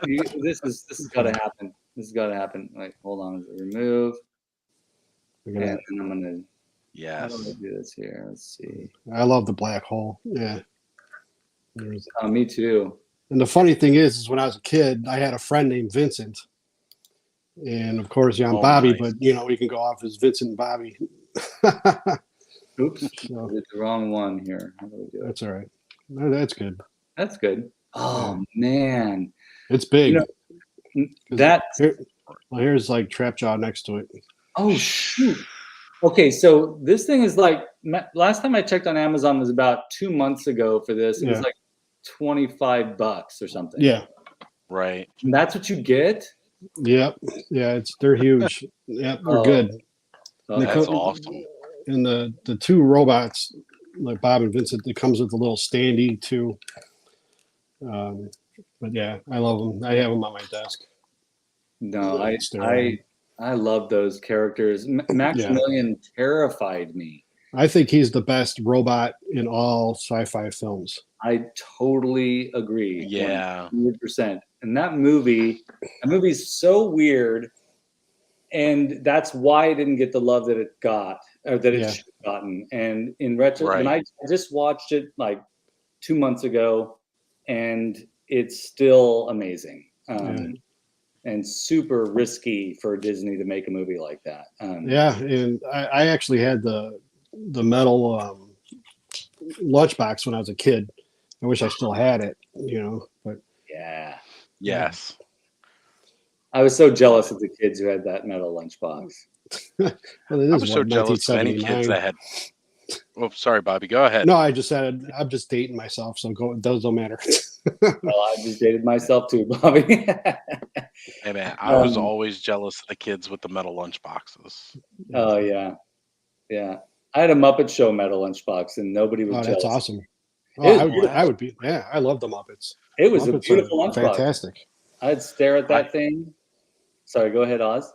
No, by all I means. just stare at that thing and stare at that thing, and I didn't do anything I was supposed to do in school. I just stared at my lunchbox. Yeah, I only had two metal ones. One was the Black Hole, and one was the original Star Wars. Oh, And I never got any lunchbox after that. It was always paper bags. Right. But yeah, Yeah. I had a Return of the Jedi metal lunchbox that we picked up off of a thrift store. nice. That was always cool. But then, yeah, when it came to the plastic lunch boxes, they weren't quite the same thing. But I had a Masters of the Universe, one of those. I had a couple different iterations of them over the years, Yeah. but I always like the Jurassic Park one because you got the thermos that came in it. It had a big biohazard symbol. Oh, that's funny. That's great. Yeah. Yeah. Like, oh, what you got there? Nothing. Just, biohazardous material inside. Gonna drink it. So we got a Mask fan. I'm a big Yeah. Mask fan. I got all the figures right back there. All right. Nice. Yeah. Nice. Yeah. Yeah, Mask is another great toy line that Yeah. just doesn't get enough love. And Nolan, so Danny had the Mask and Transformers, and Nolan had Ghostbusters and Beetlejuice. That's cool. Very nice. I like what Danny followed up with. I wasn't allowed the Rainbow Bright one. I know, man. I'm Aw. sorry. I'm sorry. All right, so let's get back to the creatures. Let's see what we got going on here. Now the Horde. Yeah, the Horde Troopers definitely. I wish I would have thought of this before, but Brick something said that all the robots from the black hole, that totally counts. There's definitely some horror aspects to the black hole, so I think Yes. Mm-hmm. Yeah, I mean, when rip off those dead guys' heads. I mean, Oh my the zombie. I mean, Yes. if I were the Mask, I mean, yeah, it's craziness. yeah, there's zombies, and it's like you take it off, and it's just. Well, then they have those troopers too. Yeah. So Yep. great man. stuff. Totally. Local toy shop next down here by me. They have all the vintage little figures from Mego. Yeah. So Oh, I would that's love to so get them, but they're like $100 a piece, and it's like, man, Well, freaking I know. Eternia. I know, right? It's tough when you can get like a 9-inch, Maximilian Yeah. for $25 versus the 3.75-inch Maximilian for Yep. 150. Yep. Right. I still want one of those though. I know, I do too. I know. Someday I will. They're It's beautiful. like you dreamed about it since you were a kid. Now you just gotta have it. Yeah. Yeah, my friend had them. We play with them, so I have a connection with them. That's awesome. Mm-hmm. Now, Multibot,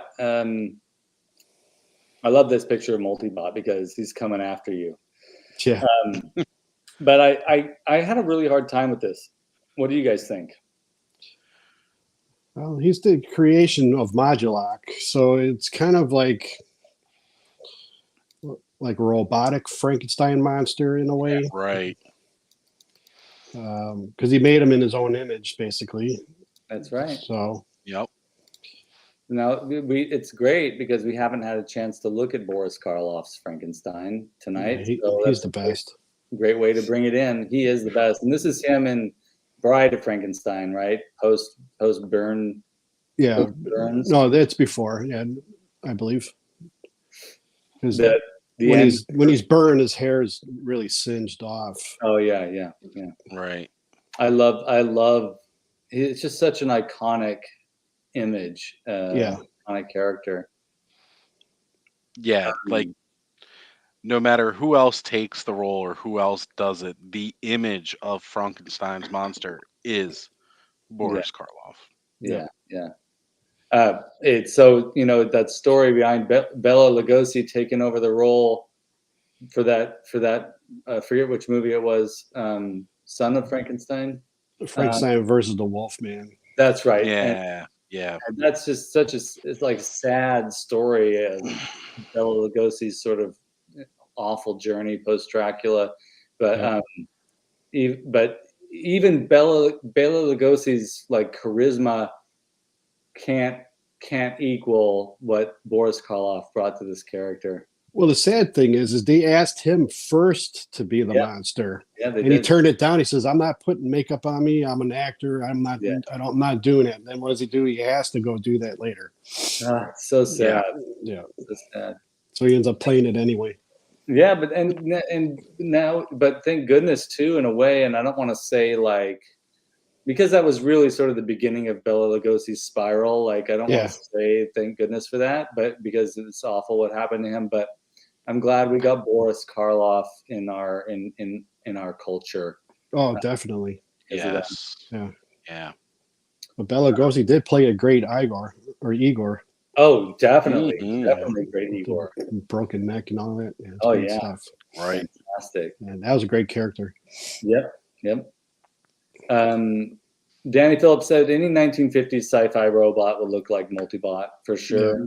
Yeah, of course. Nolan said Urkelbot. That's funny. Terrifying. Yeah. And You know, Danny Phillips, and looking at Boris Karloff here, is the Munsters for sure. Short Circuit gone wrong. Oh, Short Circuit, that would have been good, except he's not a horror movie. That's true. No, But he's that not. That would have been good. You know, good comparison for a built robot. Yeah, yeah. Mantisaur. Yeah, I know, John. That counts as a vehicle, right? Yeah, Mantisaur is like a mount or a ride, but Yeah, I would say it's more like a Stridor. Yeah. right. But he is, yeah. It's Hordak, so I mean, he creates all that stuff. Exactly. And I was at work today, and I was like, Mantisaur. But then I was telling myself, it's okay. It's a vehicle. It's a vehicle. yeah, And yeah, but not the Rob Zombie Monsters. Yes. We I won't still talk haven't about watched it. I keep Yeah. meaning to. I'm a huge Monsters fan, but I only like the TV show. I can't. Yeah. I even have all the Bell comic books from back in the '60s. Oh wow. cool. Yeah, I got the whole set. Yeah, I'm pretty proud of that. So Oz, did you try to watch the Monsters movie? Bobby, did you try to watch the Monsters movie? No, my son told me not to watch it. I've I want to, you know, I really want to because I do like Rob Zombie and I appreciate supporting his work. Yeah. But I'm hesitant because of how many people have, Yeah. you know. Well, The one thing I can't get past is his wife playing Lily, and it looks like her with a wig. yeah, I can't get past it. She's not going to take me out of that fantasy or put me into the fantasy that she's Lily Munster. It's just going to be her in a wig, and it's a bad wig itself. But it's what I've seen of it. But I can't handle I it. did not want to judge it, so I sat down to watch it, and I watched 10 minutes of it, and then I just couldn't do it anymore. And there are some movies that are just like that. They're just not successful in their endeavor. I get what he's trying to do. He wants to honor the Munsters because like you, Bobby, I'm a huge fan of the TV show. Yep. And if I were to get that, if the ball would be put in my court, I'd probably mess it up too to make a Munsters movie. But the guy who plays Herman does a really good job, I think. But Lily, but Rob Zombie's wife did.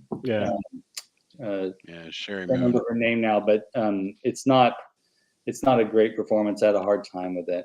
Yeah. If you watch anything on Netflix now, watch the Watcher.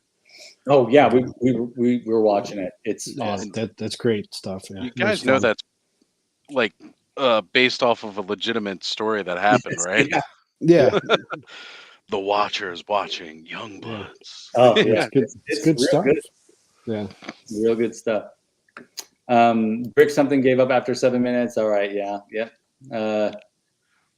You know what? I want to go back to this comment here. Sin City Cindy said, "Does anyone see Old Dark House with Boris Karloff?" Of course, that is a masterpiece. That's really good. Yes. Yeah.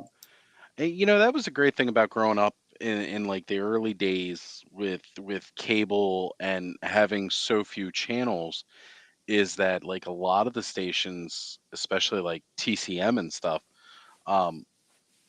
during Halloween, like that was pretty much all they had was classic horror movies. Yeah. And you got to experience a lot of those neat movies that had always aired for years. And it was like, they'd really try to jam pack them in on during this month. And lately, not as many channels seem to do it anymore, which is a real shame because to me, that was always part of the changing of the seasons was that lineup where you just got horror. Yeah, TV's changing anyway, but you can stream almost everything now. If you want to see a good movie from Vincent Price that some might not know, is called The Bat. I don't know if you've ever seen it. Absolutely. That's a great movie. It's fantastic. Yeah, I do love pretty much his entire catalog. Vincent Price was a huge impact on my early life. Yeah, for sure. Me too. I mean, I had the same experience. I love watching like horror movies on Saturday afternoons. It would come on regular TV. Yes. Late at night, happen upon them. And now I think Bobby's right. Like with the streaming, like you can pretty much just binge all those movies constantly if you have the right streaming service. Yeah, Tubi's got a lot. Tubi's got a lot. Yeah. Yeah. Shudder has a lot. But also I was a little surprised by some interesting like B-movie titles that I found on Amazon Prime too. Yeah, Prime's got a lot too. Yeah. Prime's got a lot. Crackle's got quite a few as well too, if you guys are familiar with them. Yeah. Yeah, Crackle and Tubi are both free, which is nice. Yeah, there's a couple ones out there like Film Rise and all them. Those are harder to watch because they put commercials like just randomly in, like every 5 minutes. It's awful to watch. Yeah. There you go, Voltac. Yeah. So yeah, John Westby said they never made a figure, but Voltac would be awesome. I think there's a classics. There is a classics version, and he's affordable too. But that's one of them I don't have, and I want to get him as well. He's great. Love this guy. When we were talking earlier about Hordak reminding us of Nosferatu, he's got the face. Yeah, Voltac is 100% Nosferatu. Totally got that face. Or if you've ever seen the Halloween tree, it's a kids' film. It's animated. But and the book is great because of course it's Ray Bradbury. So but it's one of those. I remember when I first saw that on TV, and oh god, and I can't think of his name now. Moonshroud. Yeah. The basically like death of the movie. He just the face of that is right there. The funny thing with the Nosferatu is I have one. I got that same picture. It says Nosferatu on it, and then I got another picture of him with his thumb up. It says Yes-Feratu. So when people ask me questions, I would just say no or yes, and I would send them to that. Yes-Feratu. Oh, here Danny Devil said the Jersey Devil. Yeah, right. The Jersey Devil like a horse demon with wings or something like that. Yeah. Depending on who you ask. That's true, right? It changes. What We Do in the Shadows, that was in that last season. Oh yeah, that's right. That's a fun show. Oh, that's great. Love that show. So sorry, go ahead. No, I was saying, did you ever see that picture? It's like a poster of, it's not Andor, but it says Nandor, and it has all the characters on it. It's funny. Yes. It's like Star Wars. Yeah, it's funny stuff. So Voltac, any other associations? Maybe like a banshee almost, but at least even though he's a male, but right. Let me see if I have any other images. I always loved winged characters though. Yeah. Now, especially with the Masterverse version of Sunman, it'd be neat if we could get Voltac in there. Because they got the mold for the wings now that they could use. Yeah. So Riff Raff. What was that? Riff Raff from. Oh yeah. There we go. Yeah. Mothman. Danny Phillips said Mothman for sure. Yeah. Oh yeah, Mothman. This is what happens when you're a Masters of the Universe fan and your phone auto populates. Yeah, right. Anything with MO, I get MOT, I get Motu. I almost sent that to a coworker today. You know what people talk about a lot of times, then you end up getting some weird words showing up like, oh, you must really type that a lot. Yeah, I wish I didn't see that. Uncle John Westby says Uncle Fester for sure. Okay, yeah, there we go. The black circles around the eyes too, even Spring-heeled Jack, yeah, for sure. So I skipped over this guy to get to Voltac because John had mentioned Voltac, but wait, what's his name? Why am I blanking on his name? Yeah, it starts with a D. Yeah, I'm not MODOK from Marvel. Yeah, Yeah, right. yeah. But Why can't I just was thinking of it. Let me look it up real quick. Yeah, I got the book here. He's only in one episode, right? Right. Yeah, he's Right, one right. episode. All right. I'm a slow looker upper, as you all know, so apologies.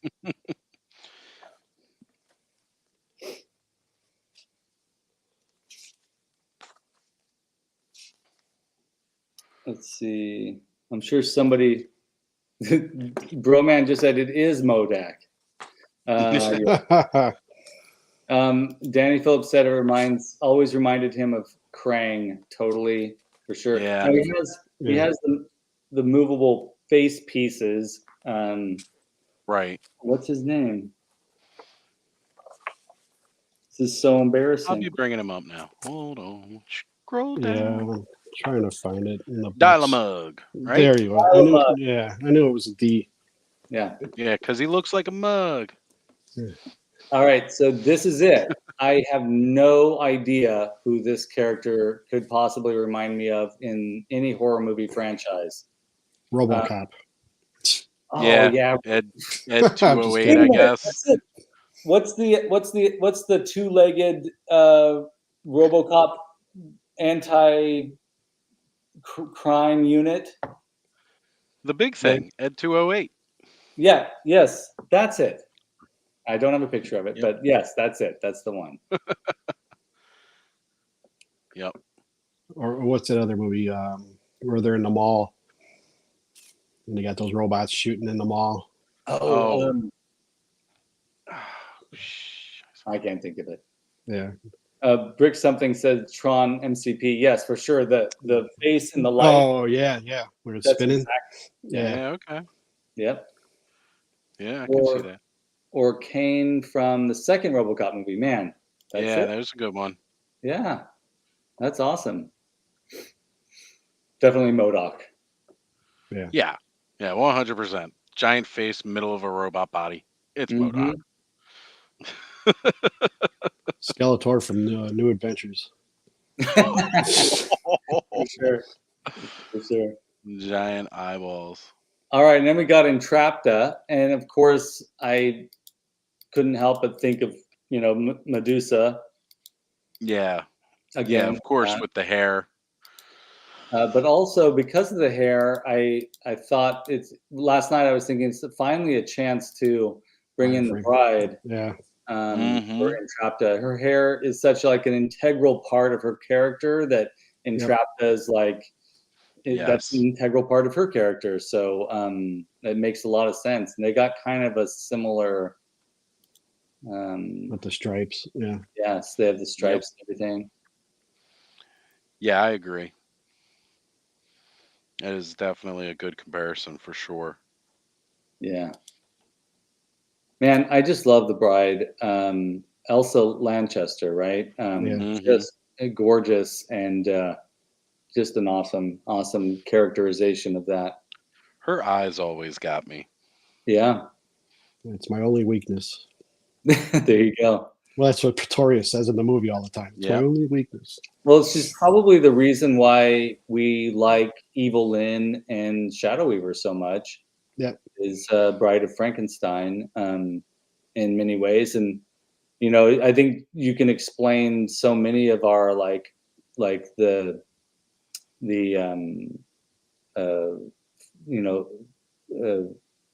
dark female characterizations probably all stem from this character. And you see it here, right? You've got the streaks in the hair and the swept back hair and the intense facial expressions. It's all like Lily Munster's hair in a way too, because she's got the bigger poof, going back. That's right. Giraffe's here. Black.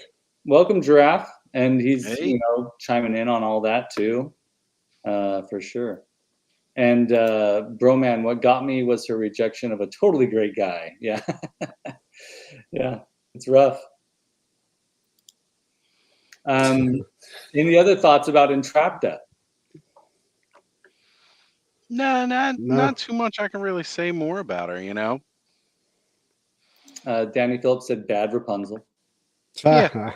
Yeah. Of course, you Oh, know, and John said, "Don't forget the Horde Wraith." Yeah, I did forget about that. There's probably a lot of characters here that I forgot about, folks, and that we all forgot about here. But that would have been a good one to bring in. Also,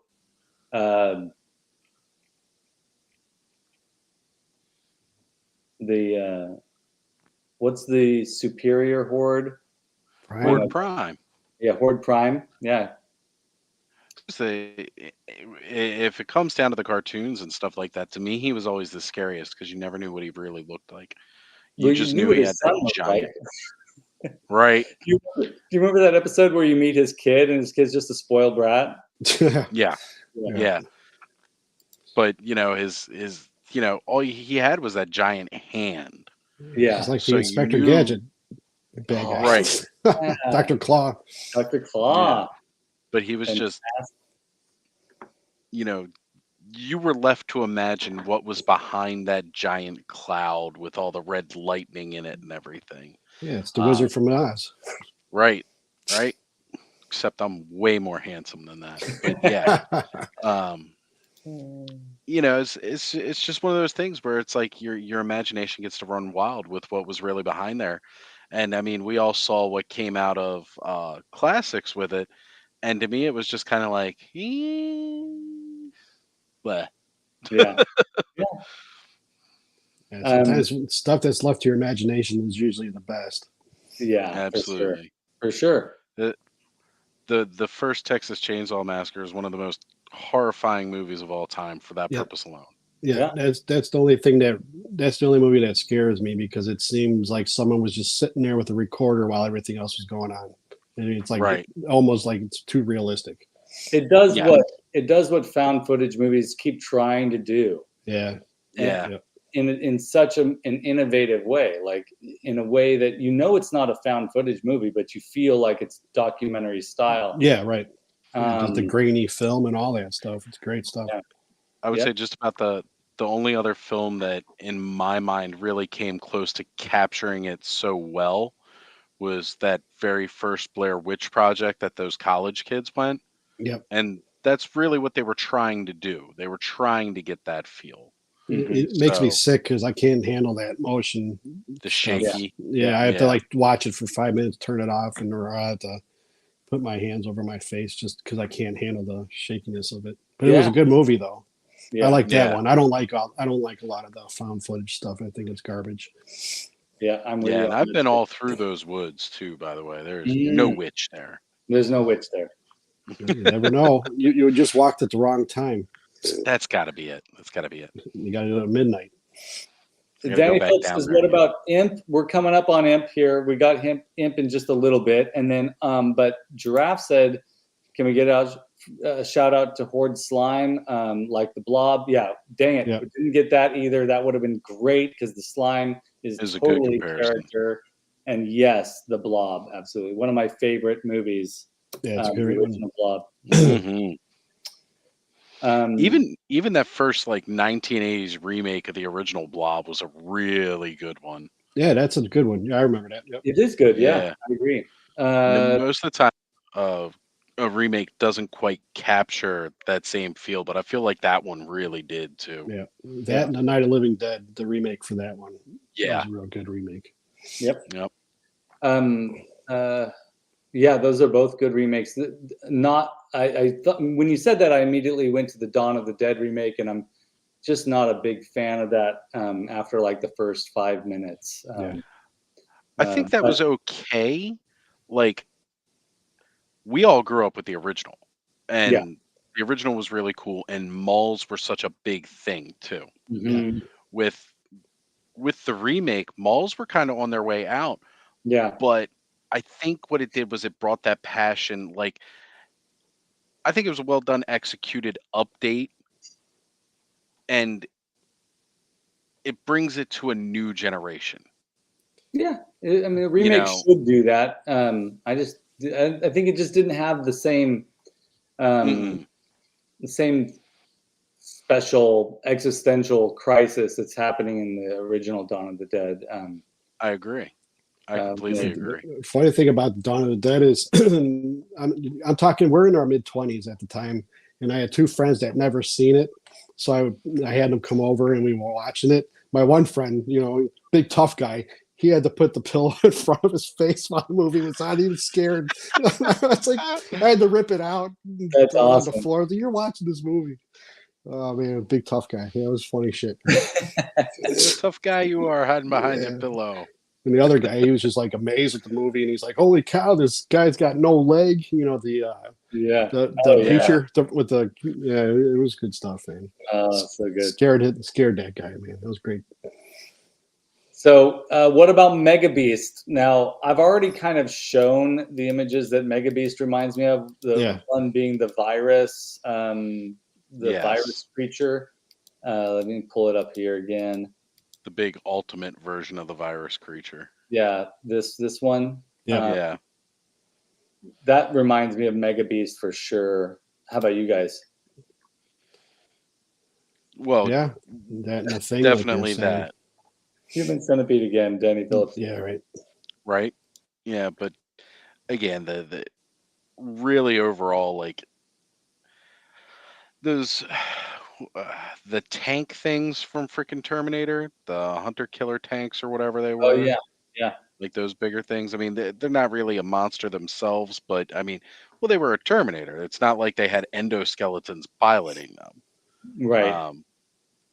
But yeah, I mean, he's a giant monstrosity robot cyborg thing. Yeah. And for those people that were lucky enough to buy like 3 or 4 multi-bot and modulox to actually put this together, you were lucky. Yeah, right. What a cool thing. I would love to see something like this on the big screen. I don't think it would fit. Yeah. We gotta go kaiju style to get that one, man. Aerial photographs. That's true. Yeah. Any other thoughts about Mega Beast? It's kind of like can't really touch it. No. It's solely Masters of the Universe, this thing. Yep. Mm-hmm. All right, what do we got here next? Mosquitor. One of the best. One of the best. What do you guys think? Well, again, you get those vampire feels. You definitely get, the fly out of this, the big eyes. Yeah. It's also robotic too. Yeah. Right. Yeah. He gives like those robotic or like those alien feels. Like I remember as a kid growing up, like he had such unique boots out of all the figures. You know. And it was like, where do those come from? And why doesn't a mosquito have wings? But And this is definitely another one of those alien type of things too. Right. Oh yeah, right. Here we go. For sure, alien. And not alien itself, but I mean like from like something that would come from space, like in the 50s movies or something, Yeah. Yeah. Or like those giant insect movies or like amalgamation. Yeah. What about the Predator? Well, yeah, I could see it a little bit because in the one film when they show him like cleaning off the skulls, like he's got that hose sucking all the gore off of it so he can polish it and everything. It's got those elements. And again, like if you think of like a hunter from space, that's kind of like how Mosquitor really feels. He definitely feels like he was this alien creature, more so than most. But sorry, go ahead. No, please. I think he definitely has a little bit of a H.R. Geiger influence on his like body sculpt for sure. There's something a little bit robotic and a little bit organic about H.R. Geiger's designs, like that we see here on the Alien, that we have happening here. Also, and if we were just talking about Mosquitor from the knees down, that's totally Ace Frehley. Yeah. I think Yeah. that counts. I think that counts. I can go in with that too, but yeah, he's got that. I always felt he was very biomechanical. I always felt like a lot of the Horde was in a lot of ways. Like Yep. again, Hordak had that mad scientist feel, and he experimented on people, Yeah. and like that's why Skeletor was like, "Nope, I'm out." Like that's how I always felt about that. He was like, "You're getting into all this weird science stuff, and I don't get it, so I'm out of here." Uh, John Westby, the evil alien from Howard the Duck. Yes. that's a Dang, good one. that's fantastic. We got some new people showing up here. We got Major Issues Comics. Welcome back. Good to see you. Good, glad to have you back. And Master Versal Toy Hunter. Good to see you too. Oh, thanks for showing up. Excellent. I've watched a couple of Master Versal Toy Hunters videos on YouTube, and they're hilarious. They're great. He dresses up like Eldor. No, he is Eldor. Highly recommend you all watch those movies, those videos. They're great. But good to see you both for being here. Thanks for being here. But yeah, I think the evil alien from Howard the Duck. I think definitely cyborg elements. Mm-hmm. You know, the bio mechanical stuff in the Horde is really significant, and as I mentioned before, that's definitely there. That H.R. Geiger influence is definitely there. Definitely, it's a little bit of Hellraiser influence too. Yeah. Especially with this guy here, the blood. I mean, yeah, the blood on the chest. Yeah. Very similar to Pinhead. Yeah. Hordak was definitely making Cenobites all over the place. Yeah, for sure. I'm trying to go through my head like all the 50s movies that I've seen, and I have something in my head where they just suck your energy out, but I can't remember the film. Yeah. It reminds me of him. Right. Yeah, because that's definitely what he did, you know. Yeah. Honestly, I was surprised that such a gruesome toy, like, you know, it said on the box it was blood pumping action, like, and they were allowed to sell it to kids at the time, which is really kind of shocking when they had so many restrictions at the time. I don't as know. to what they Sometimes could it say. seems like the 80s were a little bit more looser compared to today. in a Right, way. right. I mean, Well, if you look at a movie that's rated PG, that'd be an R right now. Oh yeah. You know what Yeah. I mean? So Yes, absolutely. We've definitely gotten more conservative. Yeah. Yeah, in a lot of ways. Well, yeah, because look at Monster Squad, for instance. yep, You know, you got kids cursing, drinking, and smoking in that film. Mm-hmm. great movie. None of that now. Oh, it's one of my faves for Halloween. Yeah. I mean, Yeah, Always has been.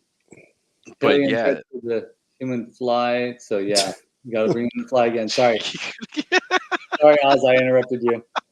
No, it's all good. You know, I got interrupted by Jeff Goldblum's how I look at it. It's always acceptable. You know.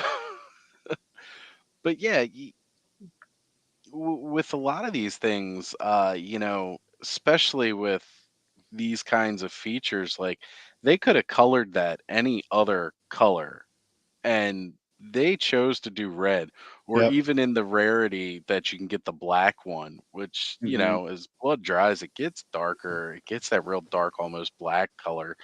So it was like, there's no way you could mistake what this figure was doing.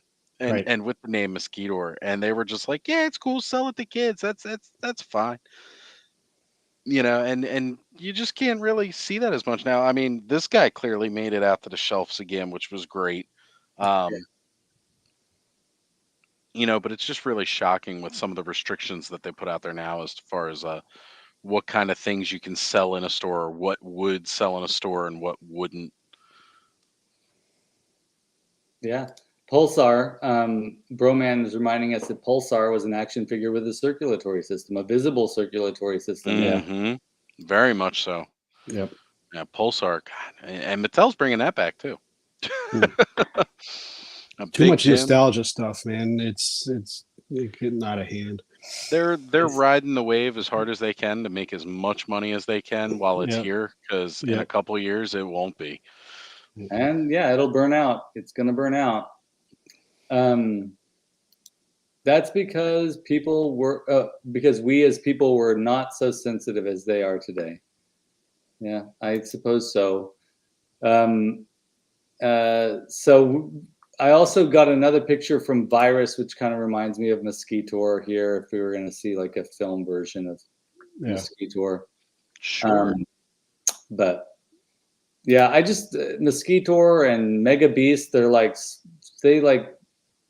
They're so unique that it's hard to find an equivalent out there. Yeah. You could easily say a vampire, right? But Yeah, but you know, vampire doesn't come up and stab you in the neck with a straw and start slurping things out either. Killer Clowns from Outer Space. I didn't Oh, even think of that. I didn't even draw that comparison until just now too. Yeah, but You put the humans in the cotton candy cocoons, and they stick the swirly straw in there and suck There out is. blood. Well, Just a that's straw. also in the Blood Sucking Freaks too. If you ever seen that movie. Oh yes. All right, Yes. see, I've not seen that one a lot, but yeah. Oh I man. know what our rhythm is now, guys. We get a little disappointed in ourselves, and then and that's when the idea hits. Yeah. Right. All right, here. Let's go to the next person. Any other thoughts about Mosquitor? Nope. No, I think we're good. Imp. I could think- really only think of one thing. So what do you guys think? Well, I mean, he gives me feels of like the Ghoulies or oh god, what was that like troll-esque kind of thing? Yeah, Troll. Yeah. Yeah. Well, Troll was a little bit bigger, but Leprechaun. yeah, Leprechaun and you know, he gives that feel because he's that little tiny monstrosity, not quite so scary as he is cute, and then like you go to do something, and he bites you. Yeah. Yeah, it's Miss Piggy's bratty little brother. That's right. This is what happened when Gonzo got a hold of Miss Piggy. Oh, yep. So what came to my mind was what Danny said, a gremlin. Yeah. This Spike in particular, because there's a cute aspect to him, but also he's a smart ass and Sure. and all selfish and then and so many people are saying like we got Leprechaun, we got Gizmo, we got Troll, we've got Critters, and we got this is a few others that I'll get to in just a little bit. But those all spawned from Critters is here. Those all spawned from Gremlins in a way. Sure. But then we have some other, sorry, go ahead. The Munchies. Oh, Munchies, yeah, totally. But then we also have, this is a great broman, Danny DeVito. Sorry, that's so funny. And then John Wilbur. Oh my gosh, that's so funny. And then Master Versal Toy Hunter, who came late. This is it, Bobby. We were trying to figure out like basket case. Yeah. I think it's the basket case. It's true. So yeah, this is great stuff, folks. Imp's hard to pin down too. He's got to be a little creature of some kind. Because he's too cute to be scary. Yeah, but he's got a plan. Yeah, he is a thinker. He is a thinker. He just normally got shot down. Yep, that's true. Any other thoughts about Imp? Yeah, he's right up there with Leprechaun in the Hood. Bring me zombie fly girl. Yeah, totally. Oh, we're tangentially related to Imp. Good word, Brick something. We love a good big word in here. Did folks see Joe Amaro's Pig Boy custom fig? Yes, that thing is amazing. You should all go check out Joe Amaro's page for that Pig Boy custom fig. It's pretty awesome. And then Gamorrean Guard is a good comparison to this little guy too, for The sure. pig face, yeah. Yeah. Yeah. All right. Well, there's also, I think, I think in the Wes Craven's Swamp Thing movie, the first Swamp Thing movie, there's like a little person that gets transformed. A big person gets transformed into a little person pig, I think, or a little person wild boar or something. Yeah, it sounds about right. It's been a long time since I've seen the first movie. Well, like any of the Swamp Thing movies, because you just don't see them on TV anymore like you used to. Oh, that first one's real bad, but it's so good. It's priceless in a way. I loved it. Yeah. All right. With the next one is the last one, and I put the Fright Zone on here because of the the cave dragon or cave serpent creature, the puppet. And I was really having a hard time coming up with a monster equivalent to this, even though it's a big monster, right? But I don't know why. I was exhausted. But that's the thing I thought of in the middle of the night and woke up this morning, was like, I figured it out, I think. But what are your thoughts?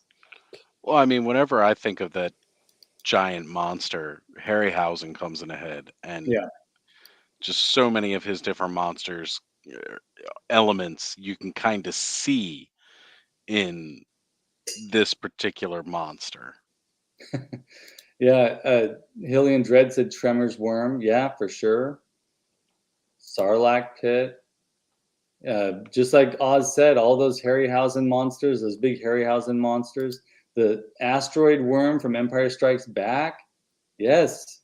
I don't know if Danny Phillips was talking about Imp, but Rosemary's Baby. I'm pretty sure that's Imp, not. God, I hope that's Imp, because I would say so. Yeah, Tremors for sure. See, I didn't think of any of that stuff last night when I was putting this together. How about you, Bobby? Any thoughts? Like he hides like an eel, but excuse me.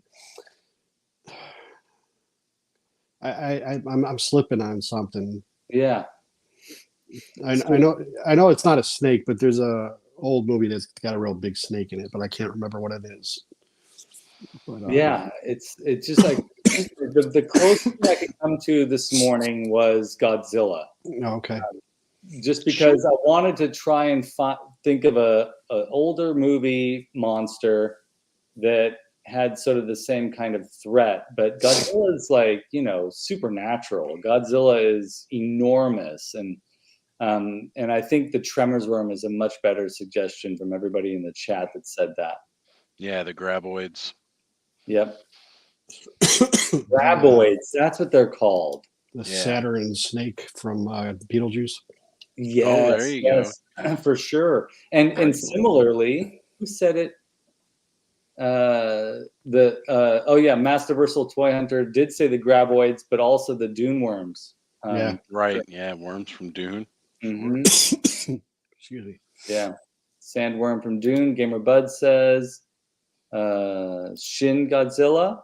Was that a serpent version? Well, Shin Godzilla is a more recent. Yeah. Oh. He has different forms. He did? Yeah. Okay. Yeah, if you haven't seen that one, Skele Vader, you definitely got to check it out if you're a Godzilla fan. Oh, I will then. I will. I got I'm the Blu-ray. not a Godzilla fan, but I appreciate them. I appreciate the Godzilla movies. It really brought back, like, beyond the giant monster portion of it. It brought back kind of like that original message of the original Godzilla film. And like, if you're a fan of the core 1954 Godzilla movie, Shin Godzilla is probably the best one that's come out since. If you're looking for that almost political statement turned into a monster. Like the first one. Yeah. It's so good. That's awesome. That's good to know. I'll watch. I'm going to write that down. Grandpa's going to write again. Okay. Can't type into the Google fast enough, huh? No. I'm a faster writer. I hear you. Broman said, Scale Vader, you will dig the Shin Godzilla movie. All right. I'll watch it. We've got 2 movies to watch this week: Cult of the Cobra and Shin Godzilla. So I'm excited. The spider, the It creature at the end. Yeah, Pennywise when he's a little more monstrous. Sure, I'd go with that too. This is another. Oh, we got Beetlejuice Worm, yes, but also Leviathan. I totally forgot about Leviathan. That's a good call. Yeah, good one, folks. Let's see what else. I saw another one too.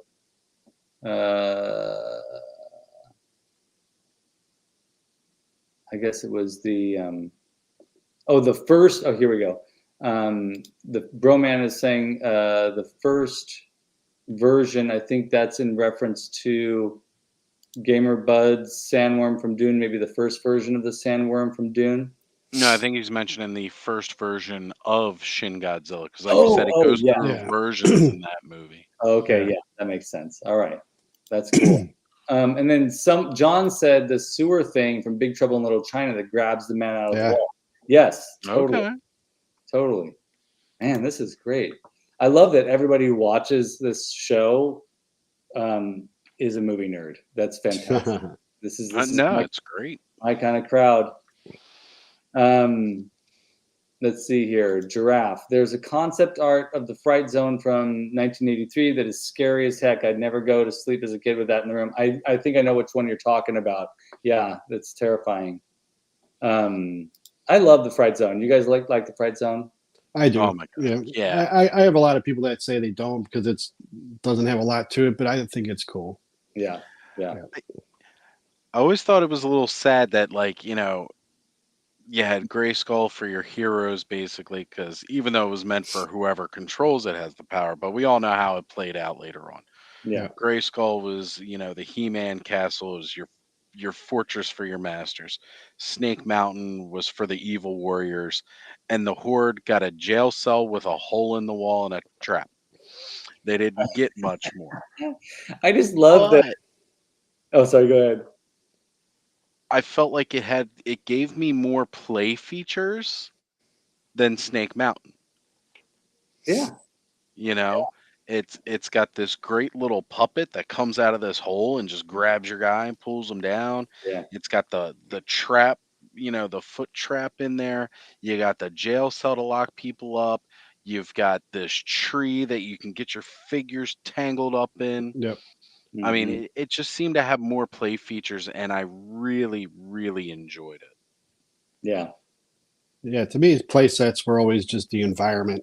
I'd place them around, we play like me and my friends, we all had one or the other. I had Grayskull, my friend had Snake Mountain and such. Right.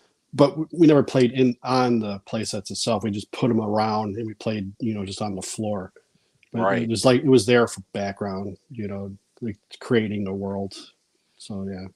Yeah. And so I don't mind the Fright Zone.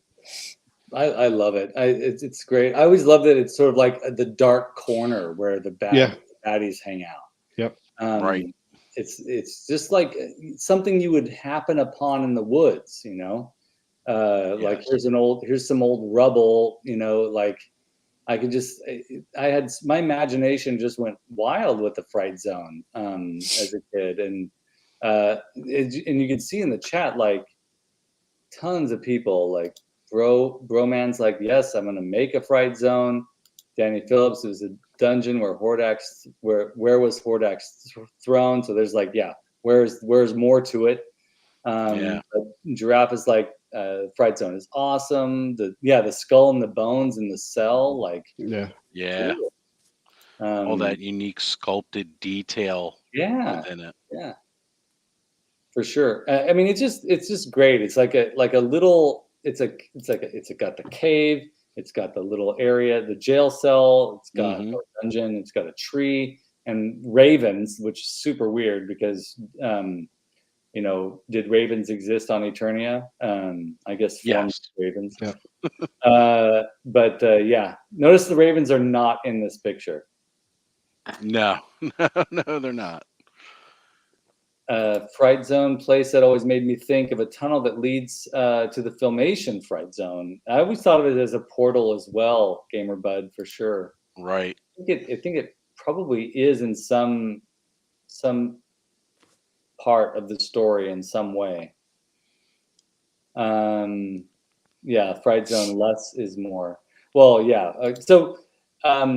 Yeah, this is it. Like, this is the last slide I have. Did I miss anything? No, I mean, you know, we could have literally went through every single horde member, but we would have been here until easy like 4 or 5 o'clock in the morning, still talking about these Huh. guys.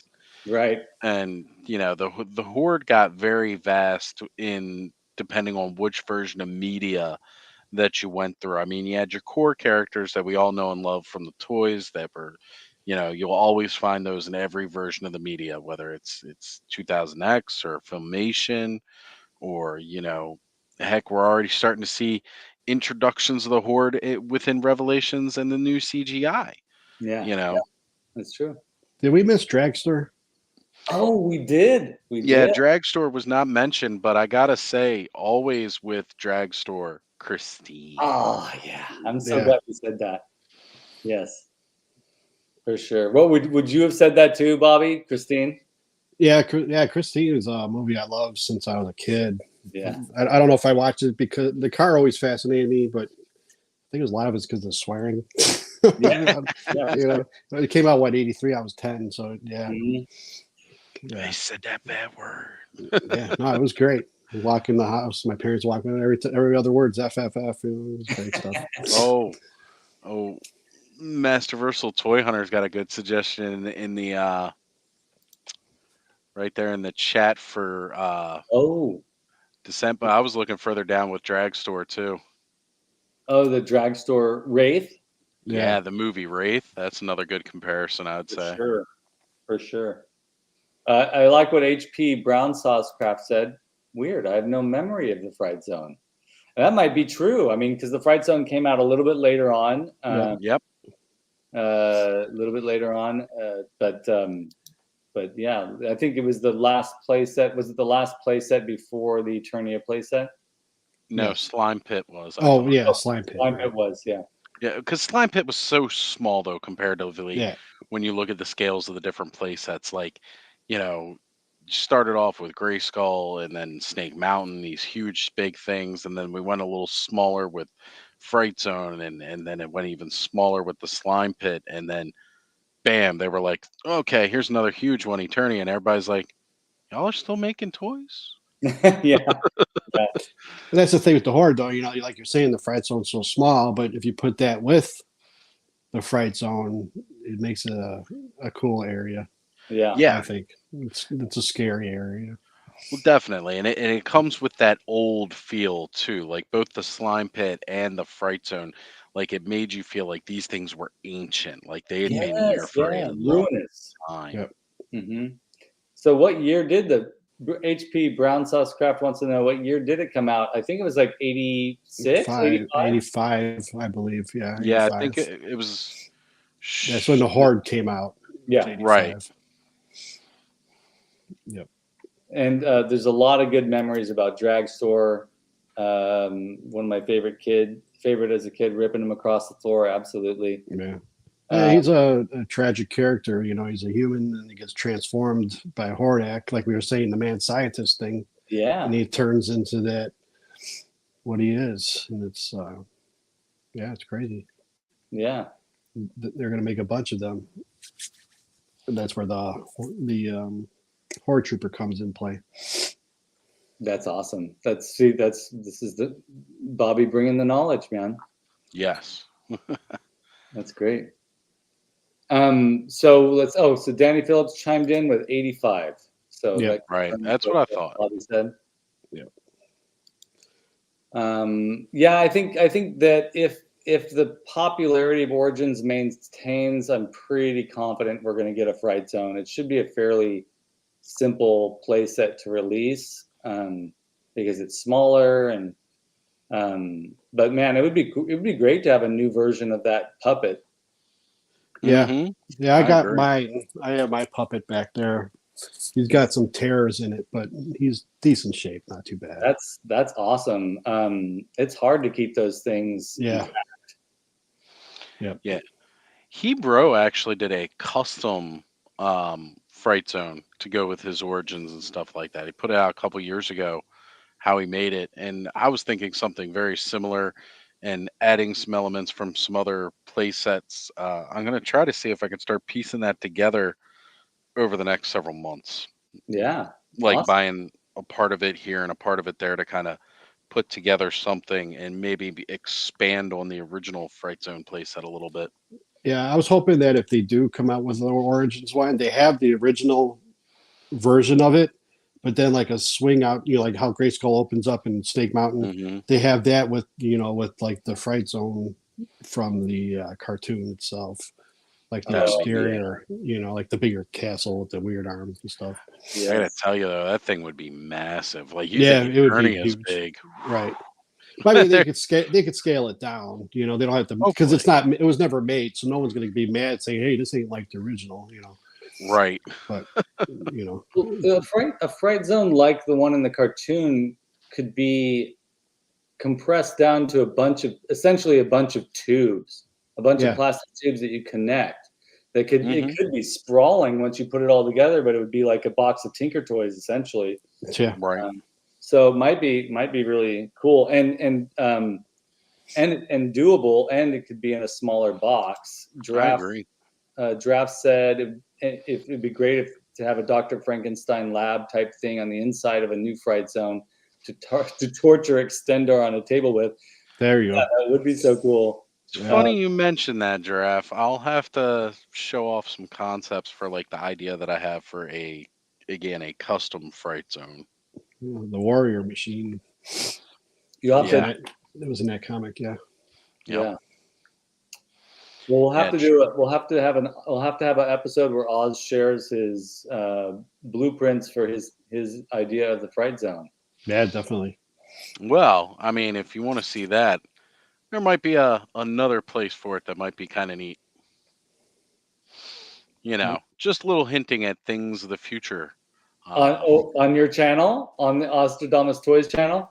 Well, I was actually thinking of a little something discorded. Oh yeah. Well, since we're at the end of our slideshow, why don't you go ahead and share this exciting news with everybody watching Toy Frenzy? Because I'm excited to share this news.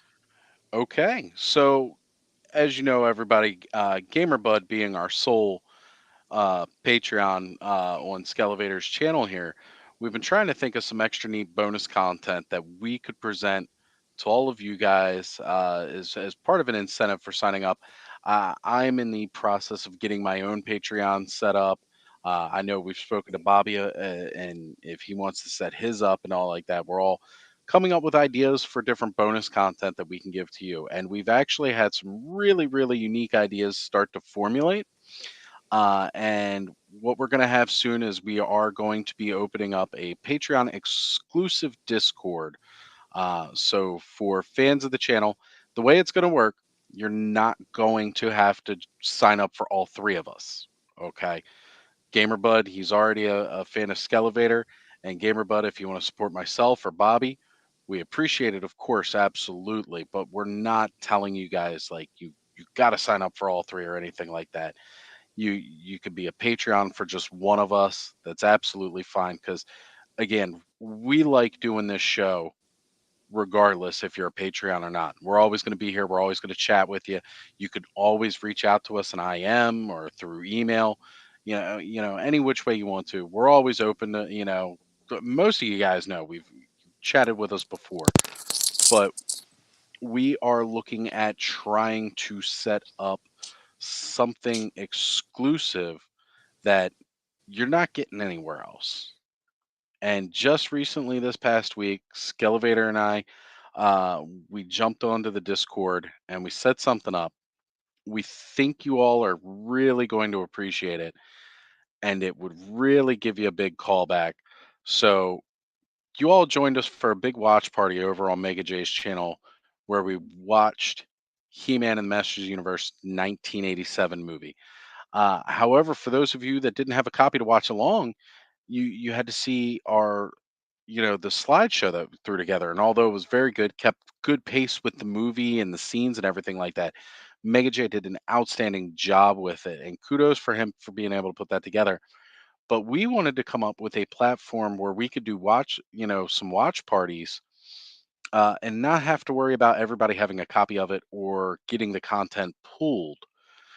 And Skelevator and I found out this week that we can definitely do so within Discord, and we will definitely be doing so very, very soon in the near futures. We're still throwing together some more ideas for it and everything that's going to make it very interesting, but we've already got some ideas grounded out.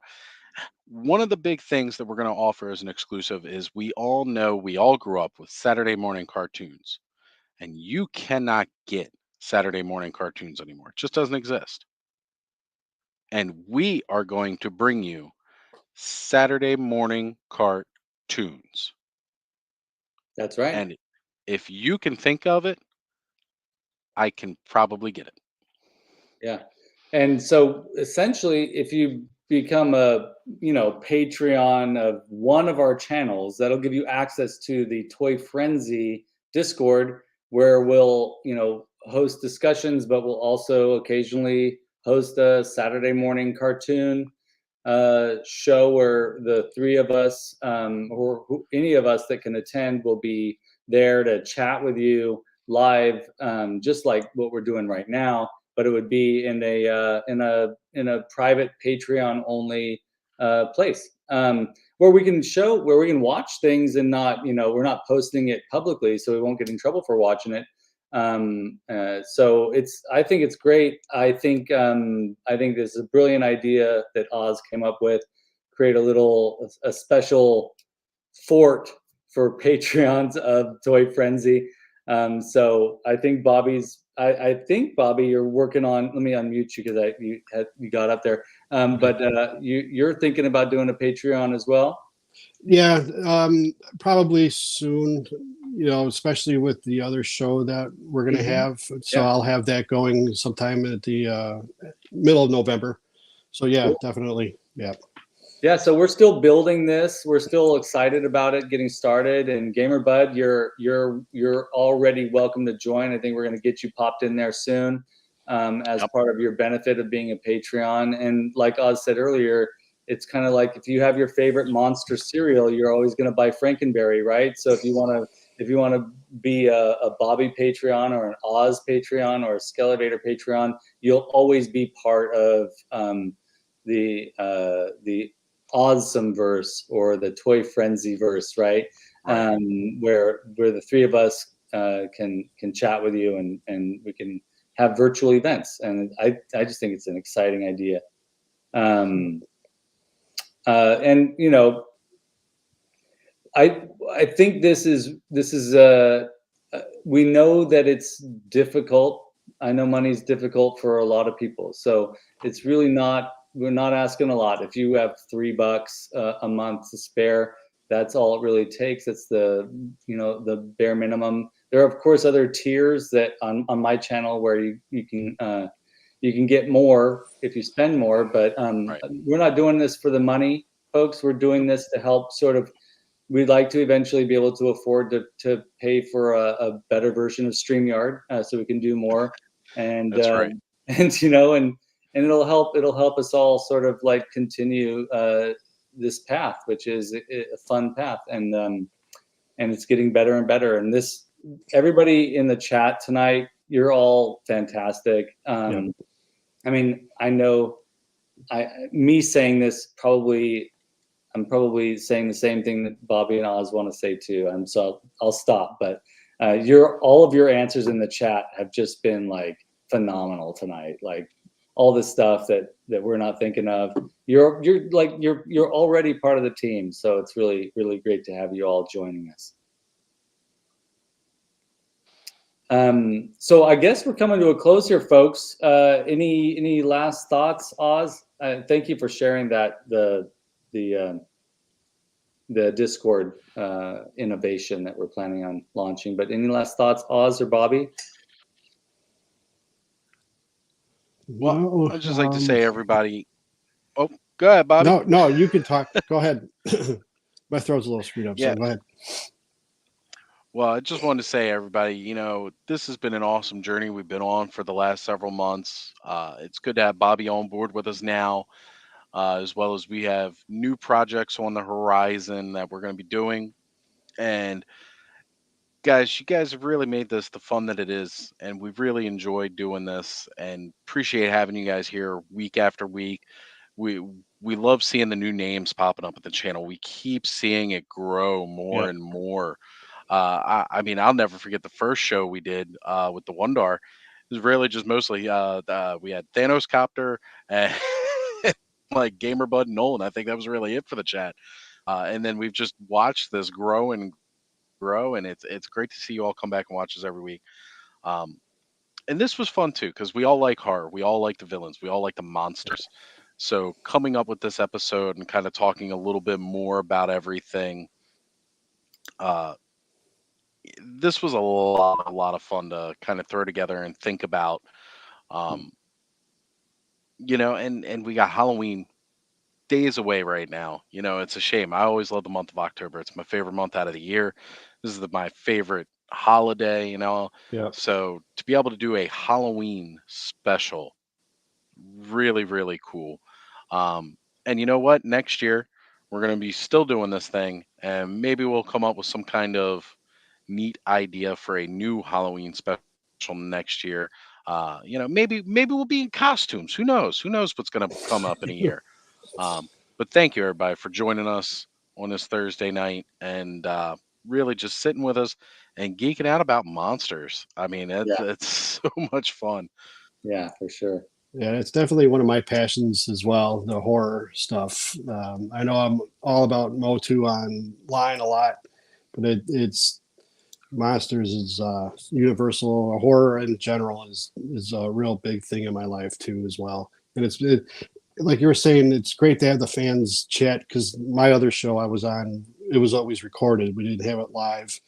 And I like the dynamic of people being able to talk to us while we're chatting as well. They're more involved. Yeah. But yeah, it's really cool, and I'm glad I'm here with you guys as well to do this show with you. Yeah, us too, Bobby. We're stoked to have you. Thank you. And you really bring the knowledge too, just like Oz. It's great. Like and these discussions just get more and more interesting. And I want to shout out to El Tenda for joining us earlier tonight too.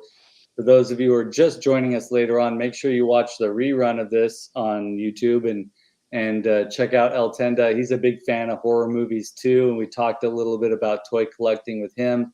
And he's got an Instagram that you all should check out, and definitely check out his YouTube channel. His links are down below.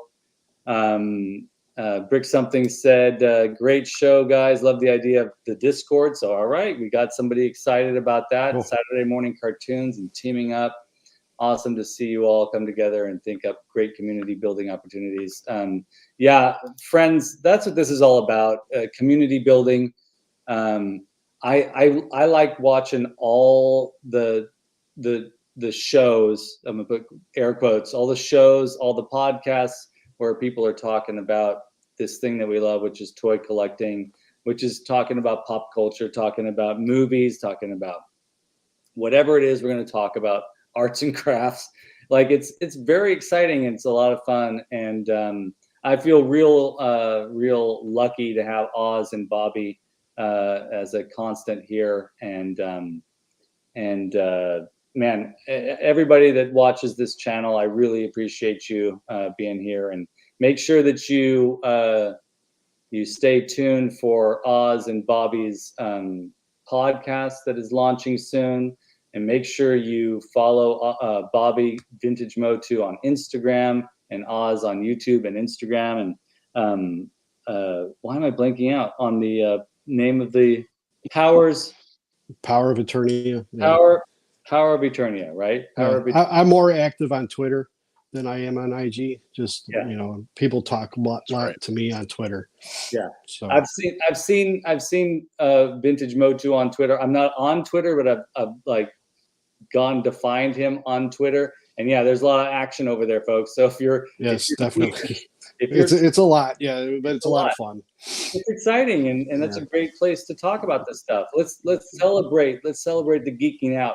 Let's celebrate the frenzy. Especially during San Diego Comic-Con, I couldn't even load my Twitter. It was going. I mean, it crashed a few times. It was crazy, but it was a lot of fun. That's great. But yeah. So Thanos Copter, great stream, guys. Always, as always, and Bobby, great to have you on board.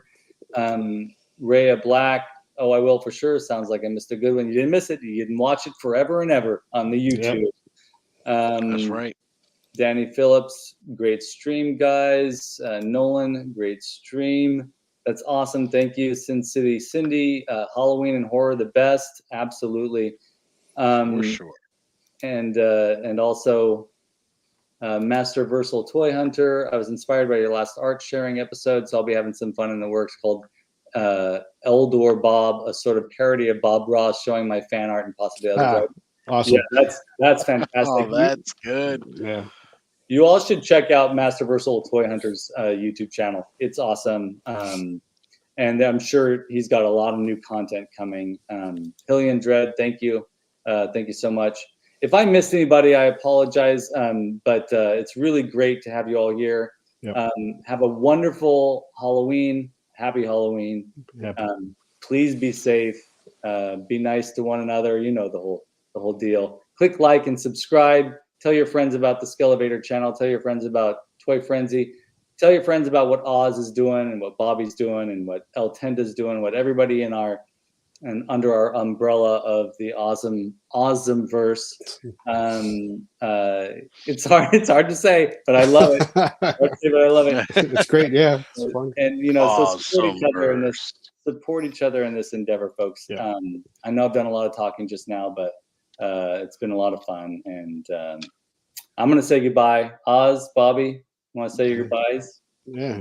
Have a good night, everybody. Take care, everybody. Happy Halloween. Yes, definitely. Happy Halloween. Yes, the best time of year. Yep. I got it all over my arm. So There